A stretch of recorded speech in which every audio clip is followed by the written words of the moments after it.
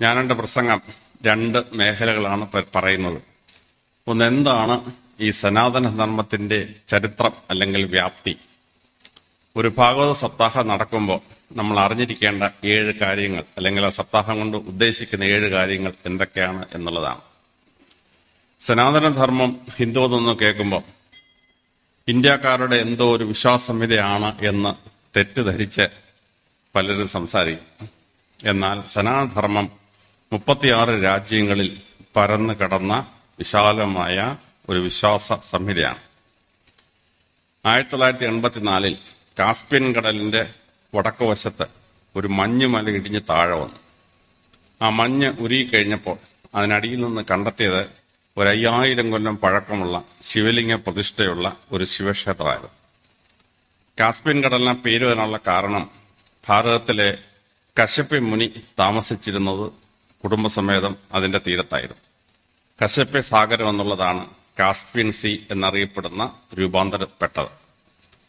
തെക്കൻ റഷ്യയിലും കസാക്കിസ്ഥാനിലും ഉസ്ബെക്കിസ്ഥാനിലും താജിക്കിസ്ഥാനിലുമായി 4000-ലേറെ ക്ഷേത്രങ്ങൾ ഇപ്പോഴും ഉണ്ട്. വിശ്വാസികളില്ല, പക്ഷെ ക്ഷേത്രങ്ങൾ ഇപ്പോഴും പൊളിക്കാതെ അവിടെയുണ്ട്.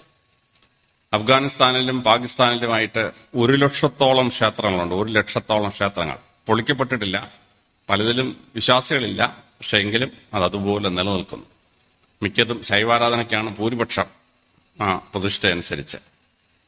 ഇറാന് ഒരു വലിയ ഹിന്ദു രാഷ്ട്രമായിരുന്നു. ഇറാനിലെ രാജാക്കന്മാരുടെ പേര് പലരും ഗ്രീക്ക് ഭാഷ നിങ്ങൾ കേട്ടാൽ ആളിനെ മനസ്സിലാവത്തില്ല. സക്സസ് എന്ന രാജാവിനെ പറ്റി നിങ്ങൾ കേട്ടുണ്ടാവും. സഹർഷ എന്ന സംസ്കൃത നാമധാരം ആണ് ആ രാജാവിനുണ്ടായത്. അട്രാസക്സസ് എന്ന പ്രസിദ്ധനായ രാജാവിനെ നിങ്ങൾ കേട്ടിട്ടുണ്ടാവും. വേദപുസ്തകത്തിൽ എസ്തേറിന്റെ ഭർത്താവായിരുന്ന രാജാവ്. അട്രാസക്സസിന്റെ ശരിയായ പേര് അർത്ഥ സഹർഷ എന്നായിരുന്നു. അലക്സാണ്ടർ ചക്രവർത്തി നേരിടുന്ന രാജാവിന്റെ പേര് സംസ്കൃതമാണ്. അലക്സാണ്ടർ ചക്രവർത്തി നേരിടുന്ന പോറസ് എന്ന രാജാവ്, പൂരുരവസ്, പൂരുവംശത്തിലെ രാജാവാണ് പോറസ് എന്ന് ഗ്രീക്ക് ഭാഷയിൽ എഴുതുന്നത്. ഇറാൻ ആ പേര് വരുന്നതിന് ആര്യാന വാസോ, ആര്യന്മാർ താമസിക്കുന്ന സ്ഥലം എന്ന അർത്ഥത്തിലാണ്.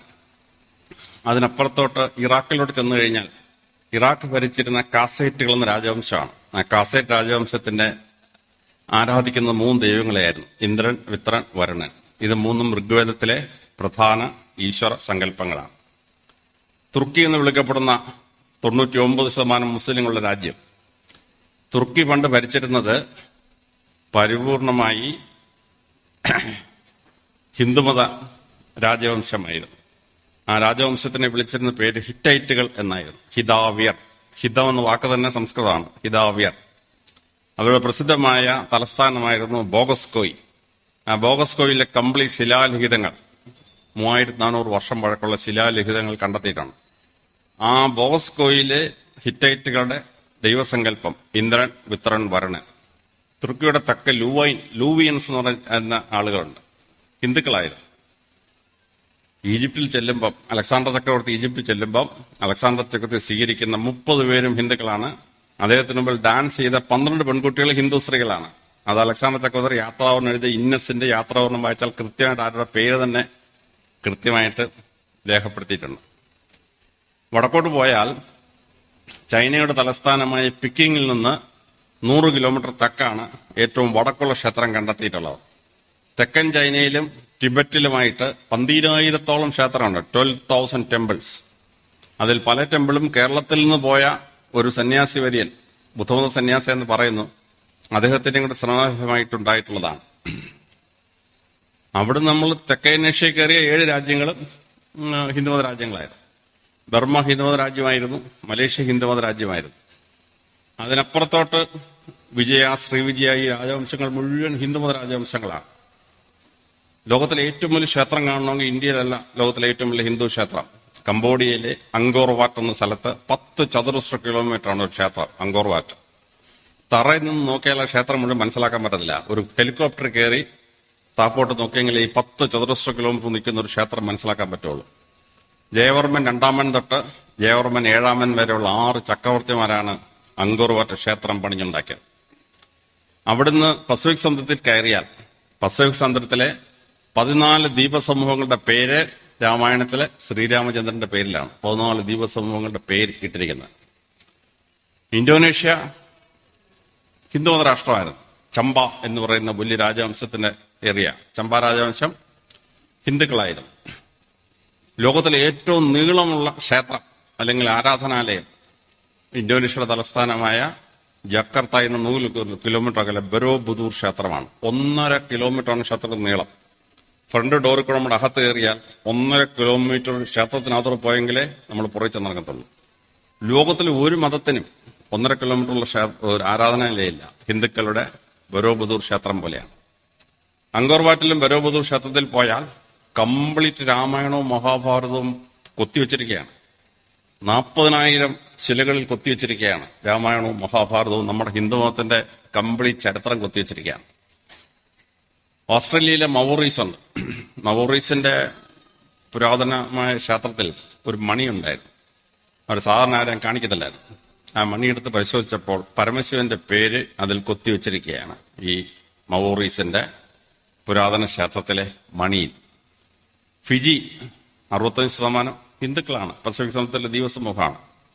ഇന്തോനേഷ്യയിലെ ബാലിദ്വീപ് 95% ഇപ്പോഴും ഹിന്ദുവാണ്.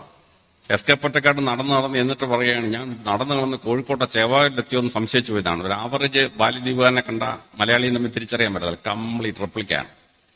ബാലിദ്വീപിലെ മുഴുവൻ ക്ഷേത്രവും കേരളത്തിലെ ക്ഷേത്രങ്ങളുടെ അതേ ശൈലിയിലാണ് പണിഞ്ഞിരിക്കുന്നത്. ഇവിടുന്നാണ് ആളുകൾ പോയി ഇത് പണിഞ്ഞിരിക്കുന്നത്. ബാലിദ്വീപില് ഇൻഡസ് വാലി സിവിലൈസേഷന്റെ ലിഖിതങ്ങൾ ഇന്ത്യക്ക് പുറത്ത് കിട്ടിയിട്ടുള്ള ഏക സ്ഥലം പസഫിക് സമുദ്രത്തിലെ ഈസ്റ്റർ ഐലൻഡാണ്. ഇപ്പൊ മനുഷ്യവാസമില്ലാത്ത Easter island.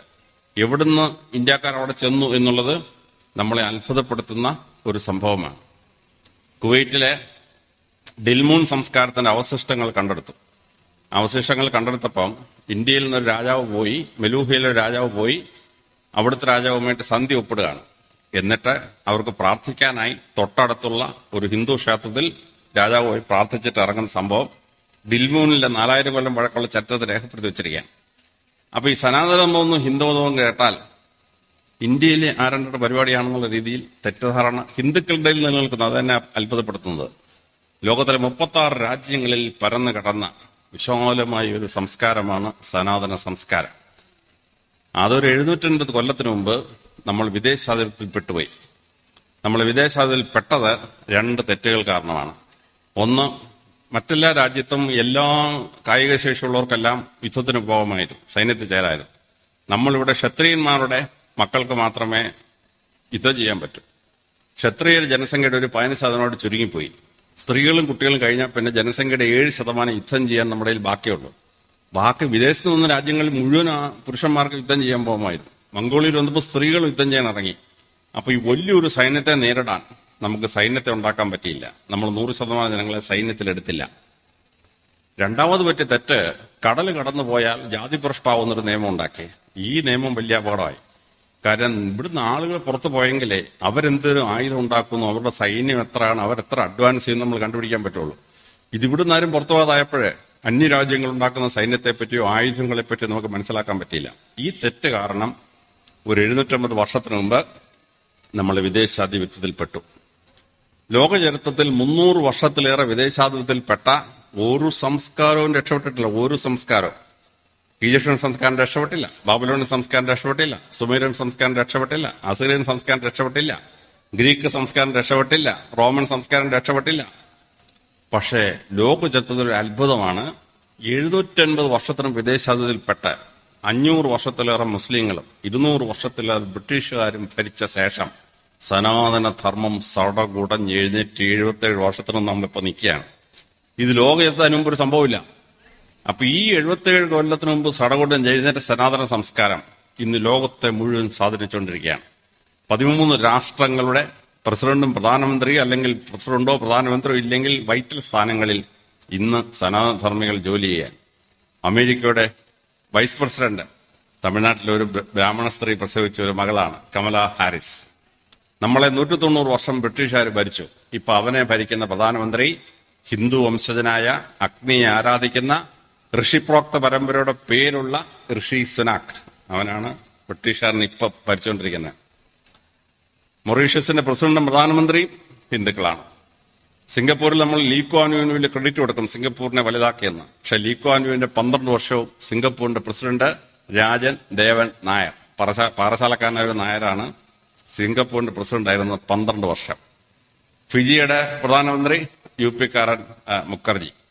ന്യൂസിലൻഡിലെ foreign minister Priyanka Nair, അങ്കമാലിക്കാരിയായ Nair സ്ത്രീയാണ് ന്യൂസിലൻഡിന്റെ ഫോറിൻ മിനിസ്റ്റർ.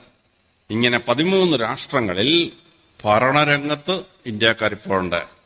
3.5 കോടിയാണ് NRI ഇന്ത്യൻസിന്റെ ആകെ അംഗസംഖ്യ. ലോകത്തിലെ ഏറ്റവും വലിയ 100 എക്കണോമിസ്റ്റിനെ എടുത്തപ്പം അതിനകത്ത് 8 പേര് ഇന്ത്യക്കാരാണ്. സിക്കിൻ വാലി ചെന്നാൽ ശാസ്ത്രജ്ഞന്മാരുടെ എണ്ണം എടുത്താൽ 35% ശാസ്ത്രജ്ഞന്മാർ ഇന്ത്യൻ വംശജരാണ്, ഹിന്ദുക്കളോ അലൈഡ് കമ്മ്യൂണിറ്റീസ് ആണ്. റോക്കറ്റ് മിഷൻ എന്ന അമേരിക്കന്റെ നാസയിൽ ചെന്ന് കഴിഞ്ഞാൽ 30% സയന്റിസ്റ്റ് ആർ NRI. ഇന്ത്യയിൽ നിന്ന് പോയ ആളുകളുടെ വംശപരമ്പരയാണ്. റോക്കറ്റ് മിഷൻ എന്നതിൽ 30% സയന്റിസ്റ്റ്.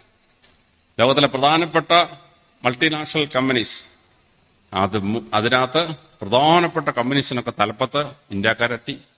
പെപ്സിക്കോളയുടെ ചെയർമാൻ ഇന്ദിരാ നുയി, ശരിയായ പേര് ഇന്ദിരാ അയ്യർ എന്നാണ്, ഇന്ദിരാ അയ്യർ. ഗൂഗിളിന്റെ ഇന്റർനാഷണൽ ചെയർമാൻ സുന്ദർ പിച്ചൈ തമിഴ്നാട്ടുകാരനാണ്, കന്യാകുമാരി ജില്ലക്കാരനാണ്. ഗൂഗിൾ പേയുടെ സർവീസ് കോട്ടയത്തുകാരൻ തോമസ് കുര്യനാണ്. ട്വിറ്ററിന്റെ ഇന്റർനാഷണൽ ചെയർമാൻ കൊല്ലത്തുകാരൻ റോയിയാണ്. ഇങ്ങനെ ലോകത്തിലെ ഏറ്റവും വലിയ 20 കമ്പനികളുടെ തലപ്പത്ത് ഇന്ത്യക്കാരെത്തി. ഇപ്പൊ വേൾഡ് ബാങ്കിന്റെ ചെയർമാനായിട്ട് വേറൊരു ഇന്ത്യക്കാരൻ കഴിഞ്ഞ മാസം ജോയിൻ ചെയ്തു. അപ്പൊ ഇന്ന് ലോകം മുഴുവൻ പറന്ന് 13 രാഷ്ട്രങ്ങൾ ഭരണകർത്താക്കളെ കൊടുത്ത് ലോകത്തെ മുഴുവൻ സ്വാധീനിക്കുന്ന ഒന്നായി മാറി സനാതനധർമ്മം. ഇത് നമ്മൾ ഓരോരുത്തരും കൃത്യമായി മനസ്സിലാക്കണം. നമ്മുടെ സനാതനധർമ്മം എന്തായിരുന്നുവെന്നും ഇപ്പൊ എന്തായെന്നും ഇനി എന്താവണമെന്നുള്ളതിനെ പറ്റി കൃത്യമായൊരു ചിത്രം നമുക്ക് ഓരോരുത്തർക്കും മനസ്സിലുണ്ടാവും. ഇനി ആ സനാതനധർമ്മത്തിന്റെ ഭാഗമായി ഒരു ഭാഗവത സപ്താഹം നടക്കുമ്പോൾ ആ ഭാഗവത സപ്താഹത്തിൽ നിന്ന് ഉദ്ദേശിക്കുന്നത് 7 കാര്യങ്ങൾ നമ്മെ പഠിപ്പിക്കുക എന്നുള്ളതാണ്. 1, എന്താണ് ഹിന്ദുമതത്തിന്റെ ഈശ്വര സങ്കല്പം. 2, ആത്മജ്ഞാനം നേടണം. 3, ആ സപ്താഹം കേൾക്കുന്ന എല്ലാവർക്കും നല്ല സ്വഭാവം ഉണ്ടാവണം. 4, ഒരു രാജ്യം എങ്ങനെ ഭരിക്കപ്പെടണം എന്ന് ജനങ്ങൾക്ക് മനസ്സിലാവണം. ഭരണക്രമം എങ്ങനെയാണ് ക്രമീകരിക്കേണ്ടത്. 5, മരണഭയത്തിൽ നിന്ന് മനുഷ്യനെ മാറ്റണം. 6, മോക്ഷം എങ്ങനെ നേടണമെന്ന് മനുഷ്യനെ പഠിപ്പിക്കണം. 7, സനാതനധർമ്മത്തിന്റെ ആചാരങ്ങളുടെ അർത്ഥം മനസ്സിലാക്കണം. അർത്ഥം മനസ്സിലാക്കിയിട്ടാണ് ആചാരം ഫോളോ ചെയ്യാൻ. ഈ 7 കാര്യങ്ങൾ 7 ദിവസം കൊണ്ട് ഒരു ജനതയെ പഠിപ്പിക്കുമ്പോഴാണ് ഒരു സപ്താഹം അതിന്റെ പാരമ്യത്തിൽ എത്തുന്നത്. എനിക്ക് കിട്ടിയ സമയം കൊണ്ട് ഞാനത് 7 ചെറിയ അംശത്തിൽ എനിക്ക് മനസ്സിലായ രീതിയിൽ ഞാൻ പറയാം. ഏറ്റവും ആദ്യത്തത് ഈശ്വര സങ്കല്പമാണ്. സനാതനധർമ്മത്തിൽ എന്താണ്? പരമശിവനോട് ഭഗവാനെ പേരെന്താന്ന് ചോദിച്ചാൽ ശിവസഹസ്രനാമ സ്തോത്രം 1000 പേരിഞ്ഞിറങ്ങി വരും.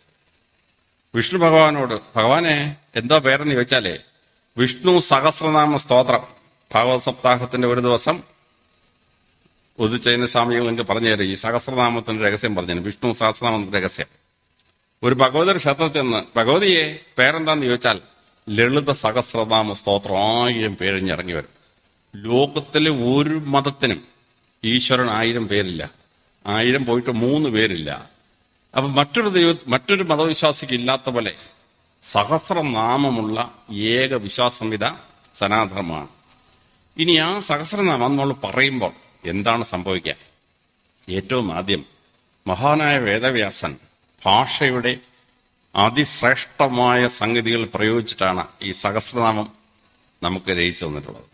ആ സഹസ്രനാമം പഠിക്കുന്ന ഒരാളിന് ഭാഷ പഠിക്കാൻ അപാര കഴിവായിരിക്കും. ഇംഗ്ലീഷ് അല്ല, സംസ്കൃതമല്ല, മലയാളമല്ല, അതിനകത്ത് PhD MA എന്ത് കുന്തം എടുക്കണമെങ്കിലും ഭാഷ കൈകാര്യം ചെയ്യാൻ ഒരു മനുഷ്യന് കഴിവ് കിട്ടും സഹസ്രനാമം കേട്ടാൽ. രണ്ടാമത്തത് ഗ്രാമറാണ്. ലോകത്തിലെ ഏറ്റവും ശ്രേഷ്ഠമായ ഗ്രാമർ സംസ്കൃത ഭാഷയ്ക്കാണ്.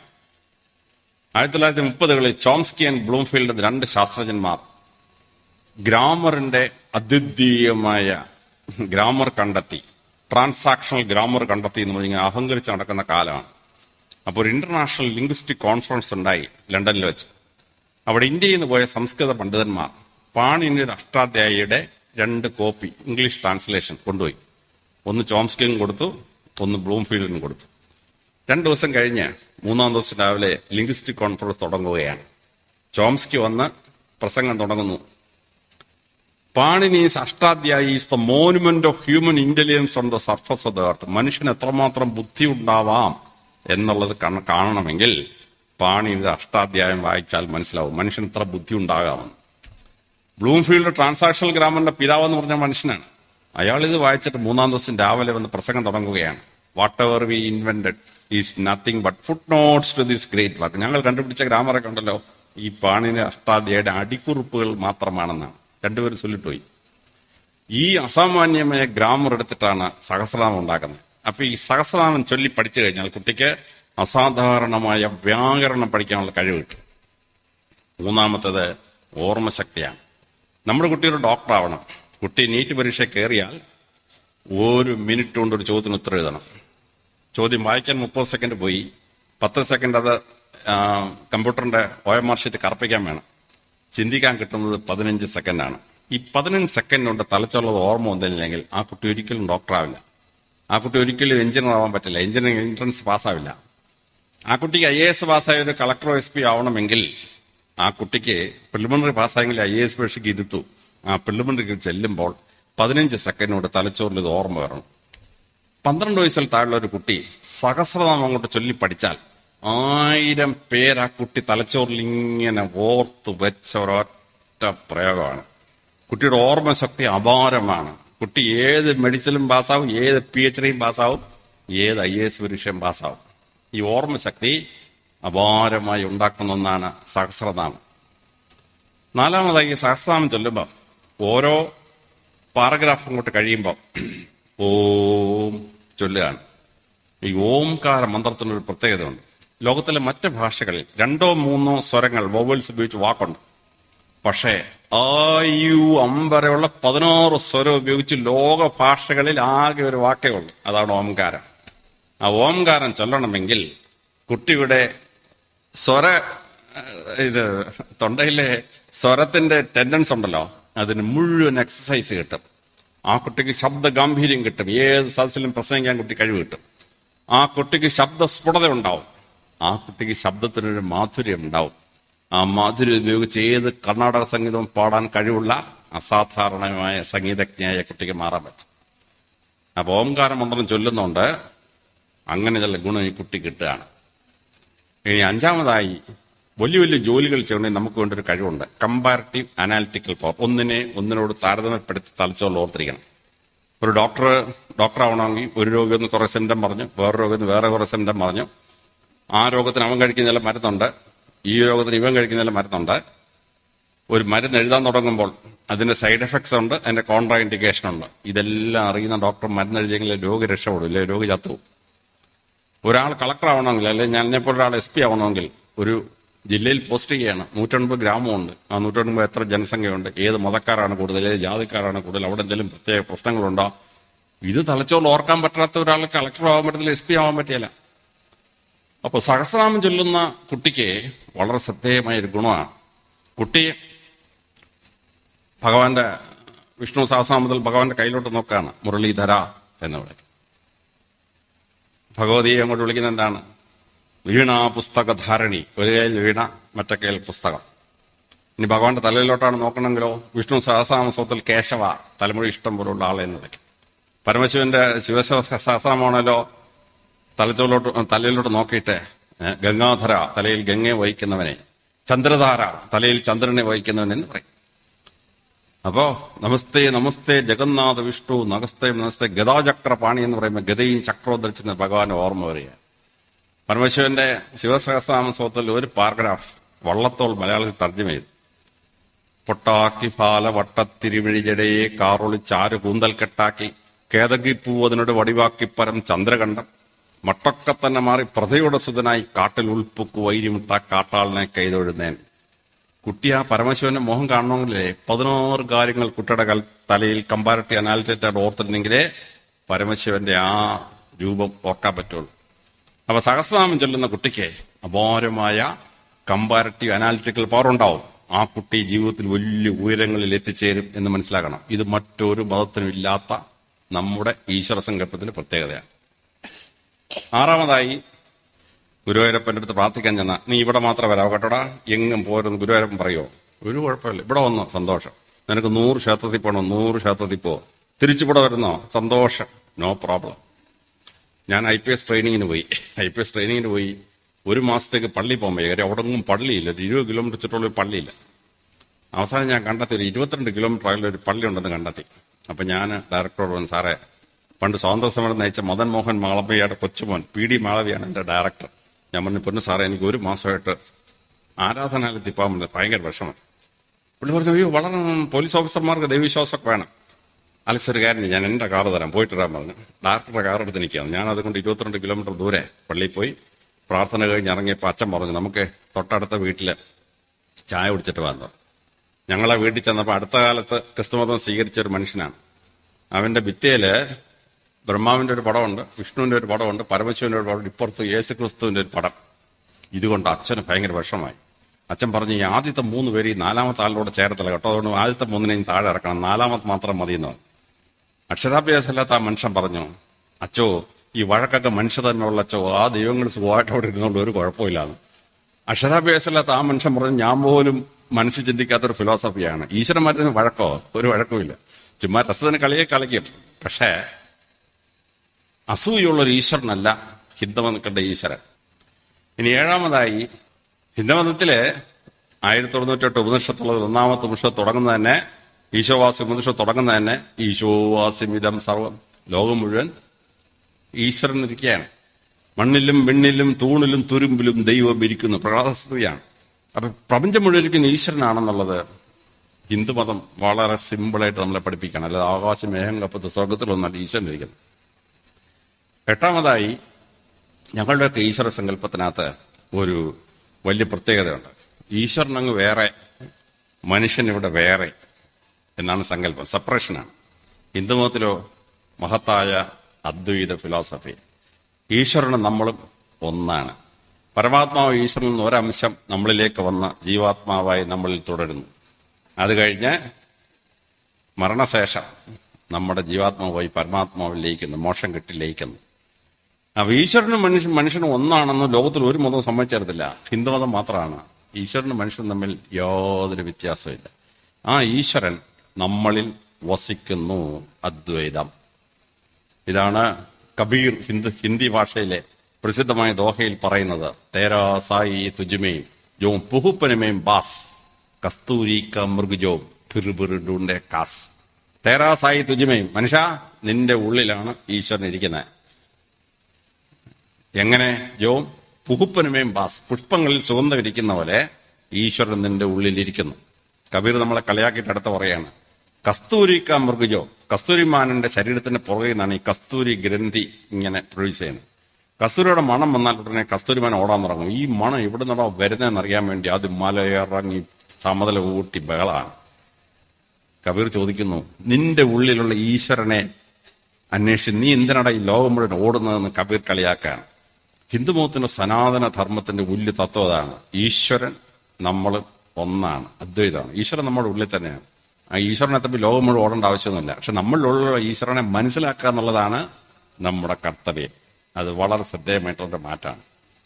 9ാമത്തെ വ്യത്യാസം, ഹിന്ദുമതത്തിലെ ദൈവസങ്കല്പം പീഡിപ്പിക്കുന്ന സങ്കല്പമല്ല. പുരുഷ ദൈവങ്ങളൊക്കെ അപ്പനാണ്, സ്ത്രീ ദൈവങ്ങളൊക്കെ അമ്മയാണ്. നമ്മള് ഗുരുവായൂരെന്നാൽ ഗുരുവായൂരപ്പ, ശബരിമല കയറിയാൽ അയ്യപ്പ, ശിവപ്പ, വിഷ്ണുപ്പ. കർണാടകത്തിൽ ചെന്നാൽ മുഖ്യമന്ത്രിമാരെല്ലാം അപ്പന്മാരാണ്. ബംഗാരപ്പ, ഈശ്വരപ്പ, യെഡ്യൂരപ്പ, നിജലിംഗപ്പ. എന്താണെന്നറിയാമോ? ഇവര് ജനിച്ചു വളർന്ന ഗ്രാമത്തിലെ ദേവന്റെ പേരാണിത്. ബംഗാര ഗ്രാമത്തിലെ ശിവഭഗവാനാണ് ബംഗാരപ്പ. നിജലിംഗപ്പ എന്ന് പറയുന്നത് ലിംഗാരാധനയുള്ള ക്ഷേത്രത്തിലെ പരമശിവനാണ് ഈ നിജലിംഗപ്പ. യെഡ്യൂരപ്പ എന്ന് പറഞ്ഞാൽ യെഡൂരു ഗ്രാമത്തിലെ ശിവനാണ് ഈ യെഡ്യൂരപ്പ. അവിടുത്തെ എല്ലാ മുഖ്യമന്ത്രിയും അപ്പന്മാരാണ്. പുരുഷ ദൈവങ്ങൾ അപ്പന് തുല്യമാണ്. സ്ത്രീ ദൈവങ്ങളോ, സ്ത്രീ ദൈവങ്ങൾ അമ്മയ്ക്ക് തുല്യമാണ്. കൊടുങ്ങല്ലൂർ അമ്മ, ചോട്ടാനിക്കര അമ്മ, മലയാലപ്പുഴ അമ്മ, ലക്ഷ്മി അമ്മ, സരസ്വതി അമ്മ, മാരി അമ്മ. അപ്പൊ പുരുഷ ദൈവങ്ങൾ അച്ഛന്റെ സ്ഥാനം, സ്ത്രീ ദൈവങ്ങൾ അമ്മയുടെ സ്ഥാനം. ലോകത്തിലെ മറ്റൊരു മതത്തിനും ഇതില്ല. ഇത് ഹിന്ദു മതത്തിലെ അസാധാരണമായ വ്യത്യാസമാണ്. മറ്റു മതങ്ങളിൽ നിന്ന് ഈശ്വര സങ്കല്പത്തിനുള്ള വലിയ വ്യത്യാസമാണ്. 10ാമതായി, ഹിന്ദുമതത്തിലെ വലിയൊരു പ്രത്യേകതയാണ് രക്ഷിക്കുന്ന ഈശ്വര സങ്കല്പം. ശിക്ഷിക്കുന്ന ഈശ്വര സങ്കല്പം അല്ല, രക്ഷിക്കുന്ന ഈശ്വര സങ്കല്പം. മനുഷ്യന് അപകടം വരുമ്പോൾ അവനെ ശിക്ഷിക്കുന്നതിന് പകരം അവനെ രക്ഷിക്കാൻ ഈശ്വരൻ വരികയാണ്. വിഷ്ണു ഭഗവാൻ 10 തവണ ഭൂമിയിൽ അവതരിക്കുന്നു. മനുഷ്യന് അപകടം പറ്റി ധർമ്മത്തിന് ഗ്ലാനി ഉണ്ടാവുമ്പോൾ, അധർമ്മം തലവെക്കുമ്പോൾ ഭഗവാൻ ഭൂമിയിൽ വന്ന് അവതരിച്ച് ഭഗവത്ഗീത പറയുന്നത് യഥാ യഥാഹ്യ ധർമ്മസ്യ ഗ്ലാനി ശ്ലോകത്തിൽ പറയുന്ന പോലെ വരും. എന്നിട്ട് 3 കാര്യം ചെയ്യും. പരിത്രാണയ സാധൂനാം, സാധുക്കളായ മനുഷ്യരെ രക്ഷിക്കും. വിനാശയ ദുഷ്കൃതം, ക്രൈം ആൻഡ് ക്രിമിനൽസിനെ അമർച്ചയും. ധർമ്മ സംസ്ഥാപനാർത്ഥം, റൂൾ ഓഫ് ലോ എസ്റ്റാബ്ലിഷ് ചെയ്യും. ദൈവം വരും. ഭഗവതി ദേവി ഭാഗവതത്തിൽ 10 അവതാരങ്ങളാണ്. 10 അവതാരത്തിൽ വന്നിട്ട് ഭഗവതി നമ്മെ രക്ഷിക്കുകയാണ് 10 തവണ. ശിവപുരാണം വായിക്കുമ്പോൾ പരമശിവന് 18 അവതാരം, അഷ്ടദശാവതാരങ്ങൾ, 12 മനുഷ്യരൂപം, 6 മൃഗരൂപം. മനുഷ്യൻ അപകടത്തിൽ പെടുമ്പോൾ രക്ഷിക്കാൻ വരുന്ന ഈശ്വര സങ്കല്പമാണ് ഹിന്ദു മതത്തിന്റെ ഈശ്വര സങ്കല്പം. അല്ലാതെ സ്വർഗത്തിരുന്നുകൊണ്ട് മനുഷ്യനെ ശിക്ഷിക്കുന്ന ഈശ്വര സങ്കല്പം അല്ല. ഇത് അസാധാരണമായ മറ്റു മതങ്ങൾക്കില്ലാത്ത ഒരു ഈശ്വര സങ്കല്പമാണ്. 11ാമത്തത് മലയാളത്തിലെ സിനിമാ ഗാനത്തിൽ പ്രത്യേകമായി പറയുന്ന ഒരു ഗാനമുണ്ട്. വയലാറാണോ അദ്ദേഹമാണോ എഴുതി എനിക്ക് അറിഞ്ഞൂടാ. ഈശ്വരൻ മനുഷ്യനായി അവതരിച്ചാൽ ജീവിതം ആസ്വദിച്ചറിഞ്ഞാൽ മരിക്കും മുമ്പ് ദൈവം പറയും, മനുഷ്യ നീയാണടാ എന്റെ ദൈവം എന്നാണ്. മനുഷ്യന്റെ ജീവിതം കഷ്ടപ്പാടാണെന്നുള്ള കമ്മ്യൂണിസ്റ്റ് ഫിലോസഫിയിൽ നിന്നുണ്ടാവുന്നതാണ് ഈ ഗാനം. പക്ഷേ ഹിന്ദുമതത്തിൽ എന്താണ്? വിഷ്ണു ഭഗവാൻ 9 തവണ അവതരിച്ചു. അതിൽ 5 മനുഷ്യരൂപമാണ്. വാമനൻ, രാമോ, രാമച്ച, രാമ, കൃഷ്ണ, 5 മനുഷ്യരൂപത്തിലാണ്. ഭഗവതി ഭൂമിയിൽ അവതരിക്കാൻ തുടങ്ങുന്നു. ഭഗവാനും ഭഗവതിയോട് ചർച്ച ചെയ്തു. ഭഗവാൻ പറഞ്ഞു, ഞാൻ ഭൂമിയിലെ മത്സ്യമായിട്ടും ആമയായിട്ടും പന്നിയായിട്ടൊക്കെ പോയിട്ടുണ്ട്. പക്ഷെ നീ പോകരുത്. നീ ഒരു സ്ത്രീയാണ്. നീ എപ്പോഴും മനുഷ്യരൂപത്തിലേ പോകാവൂ. അതുകൊണ്ട് ദേവിയുടെ 10 അവതാരവും മനുഷ്യ സ്ത്രീയായിട്ടാണ് ദേവി വന്നിട്ടുള്ളത് ഭൂമിയിൽ. പരമശിവന്റെ 18 അവതാരത്തിൽ 12 മനുഷ്യരൂപമാണ്, 6 മൃഗരൂപവും. അപ്പോ ഭഗവാൻ വന്ന് മനുഷ്യരൂപം പ്രാപിച്ച് നമ്മൾ അനുഭവിക്കുന്ന കഷ്ടപ്പാടിനെ നമ്മളെക്കാൾ ഭീകരമായി അനുഭവിച്ചു. അവസാനം ദൈവം പോയപ്പോ ദൈവം എന്താ പറഞ്ഞേ? മനുഷ്യ നീയും എന്നെ പോലെ ദൈവമാണ്, തത്വമസി. കാടും മലയും കയറി 18ാം പടി കയറി ഭക്തൻ അങ്ങോട്ട് ശബരിമല പോയി നിൽക്കുമ്പോ അവിടെ എഴുതി വെച്ചിട്ടുണ്ട്, ഭക്ത അകത്തിരിക്കുന്ന ഞാനും ഈ വന്നിരിക്കുന്ന നീയും ഒന്ന് തന്നെയാണ്, തത്വമസി. അല്ലാതെ നീയാണടാ എന്റെ ദൈവമൊന്നും ദൈവം ചൊല്ലിട്ടില്ല ഹിന്ദുമതത്തിൽ. മറ്റു മതങ്ങളിൽ നിന്ന് വ്യത്യസ്തമാണ് ഹിന്ദുമതത്തിന്റെ സങ്കല്പം. അപ്പോ ഹിന്ദുമതത്തിലെ ഈശ്വര സങ്കല്പത്തിന് മറ്റു മതങ്ങളുടെ ഈശ്വര സങ്കല്പത്തിന് 24 വ്യത്യാസമുണ്ട്. അതിൽ പ്രധാനപ്പെട്ട ഒരു കാര്യം തന്നെ ഞാൻ സൂചിപ്പിച്ചുള്ളൂ സമയം കുറവായതിനാൽ. അപ്പോൾ നമ്മുടെ ഈശ്വര സങ്കല്പം എന്താണ് എന്ന് ഈ സപ്താഹം കഴിയുമ്പോൾ നിങ്ങൾക്ക് ഉദിച്ചതിനെ സ്വാമിജികൾ പറഞ്ഞു തരും. സനാതനധർമ്മത്തിന്റെ ഈശ്വര സങ്കല്പം എന്താണ്? അതാദ്യമായി ഈ ദേശത്തുള്ള മുഴുവൻ പേർ മനസ്സിലാക്കണം ഈ സപ്താഹം കഴിയുമ്പോഴേക്കും. 2ാമത്തത് ആത്മജ്ഞാനമാണ്. മനുഷ്യൻ എന്ന് പറഞ്ഞാൽ ശരീരമല്ല. മനുഷ്യൻ എന്ന് പറയുന്നത് നമ്മൾ ആത്മാവാണ്. ശരീരം നശ്വരമാണ്, പക്ഷെ ആത്മാവ് അനശ്വരമാണ്. ആ ആത്മാവ് എന്താണ് എന്ന് മനസ്സിലാക്കണം. അപ്പൊ ഈ ലോകം മായയാണ് എന്ന് പറഞ്ഞു ഭാരതത്തിന്റെ സനാതനധർമ്മം. അത് വളരെ ഭംഗിയായിട്ട് വ്യാഖ്യാനിക്കുന്ന ശങ്കരാചാര്യരാണ്. മായയാണ്. അപ്പൊ എന്താണ് ഈ മായ? അത് പലർക്കും സംശയമാണ്. നമ്മൾ ഈ കാണുന്നത് അങ്ങനെ അവിടെ ഇല്ല. ഇപ്പൊ ശങ്കരാചാര്യർ പറഞ്ഞത് ശാസ്ത്രം തെളിയിച്ചിരിക്കുന്നു. ഞാനിവിടെ കസേരയിരിക്കുന്നെന്നും ഞാൻ ഈ മൈക്കൂടെ പ്രസംഗിക്കുന്ന എനിക്ക് തോന്നിയാൽ അതൊരു മായയാണ്. മാറ്ററിന്റെ ആറ്റത്തിന്റെ 99% ശൂന്യമാണ്. ന്യൂക്ലിയസിനകത്തുള്ള പ്രോട്ടോണും ഇലക്ട്രോണും ഈ ന്യൂട്രോണും കൂടെ കൂടിയാൽ അതിനാകെ സ്പേസിന്റെ 0.01% ഉള്ളൂ. 99.99% വേക്കന്റ് ആണ്. സോളാർ സിസ്റ്റത്തിനകത്ത് മാറ്റർ എന്ന് പറയുന്നത് 0.013 ഉള്ളൂ. 99.999% ശൂന്യമാണ്, ഒന്നുമില്ല. പ്രപഞ്ചത്തിന്റെ ആകെ വിസ്തീർണം എടുത്താൽ അതിൽ 99.99 12 പൂജ്യം ഇടുന്നവരെ ശൂന്യമാണ്, അവിടെ ഒന്നുമില്ല. പിന്നെ നമ്മൾ മാറ്ററിന് തോന്നുന്ന സാധനം ഏത് സമയത്തും എനർജിയായി മാറും. ഐൻസ്റ്റൈന്റെ E=mc² അനുസരിച്ച് എനർജിയായി മാറും. ഇനി എനർജിയായി ഇപ്പൊ ഇരിക്കുന്ന ഒരു സാധനം നാളെ മാറ്ററായി മാറാം. ഡി ബ്രോഗ്ലിസ് ഇക്വേഷൻ അനുസരിച്ച് അല്ലെങ്കിൽ ഷ്രോഡിംഗർ ഇക്വേഷൻ അനുസരിച്ച് എനർജി മാറ്ററായി മാറാം. നമ്മളിപ്പോ ഉണ്ടെന്ന് വിചാരിക്കുന്ന ഒരു സാധനം നമുക്കൊരു മായയായിട്ട് തോന്നുന്നതാണ്. അത് ഏത് സമയത്തും ഇറ്റ് വിൽ ഡിസപ്പിയർ. ഈ കൊല്ലം ഫിസിക്സിന് നോബൽ സമ്മാനം കിട്ടിയിരിക്കുന്നത് യൂണിവേഴ്സ് ഈസ് അൺറിയൽ എന്ന് തെളിയിച്ച ശാസ്ത്രജ്ഞനാണ്. അപ്പൊ ശാസ്ത്രം ഇന്ന് ശങ്കരാചാര്യർ പറഞ്ഞ മായാ സിദ്ധാന്തത്തിൽ എത്തി നിൽക്കുന്നു. അപ്പൊ ഈ ആത്മാവ് എന്താണ് നമ്മൾ മനസ്സിലാക്കിയിരിക്കണം.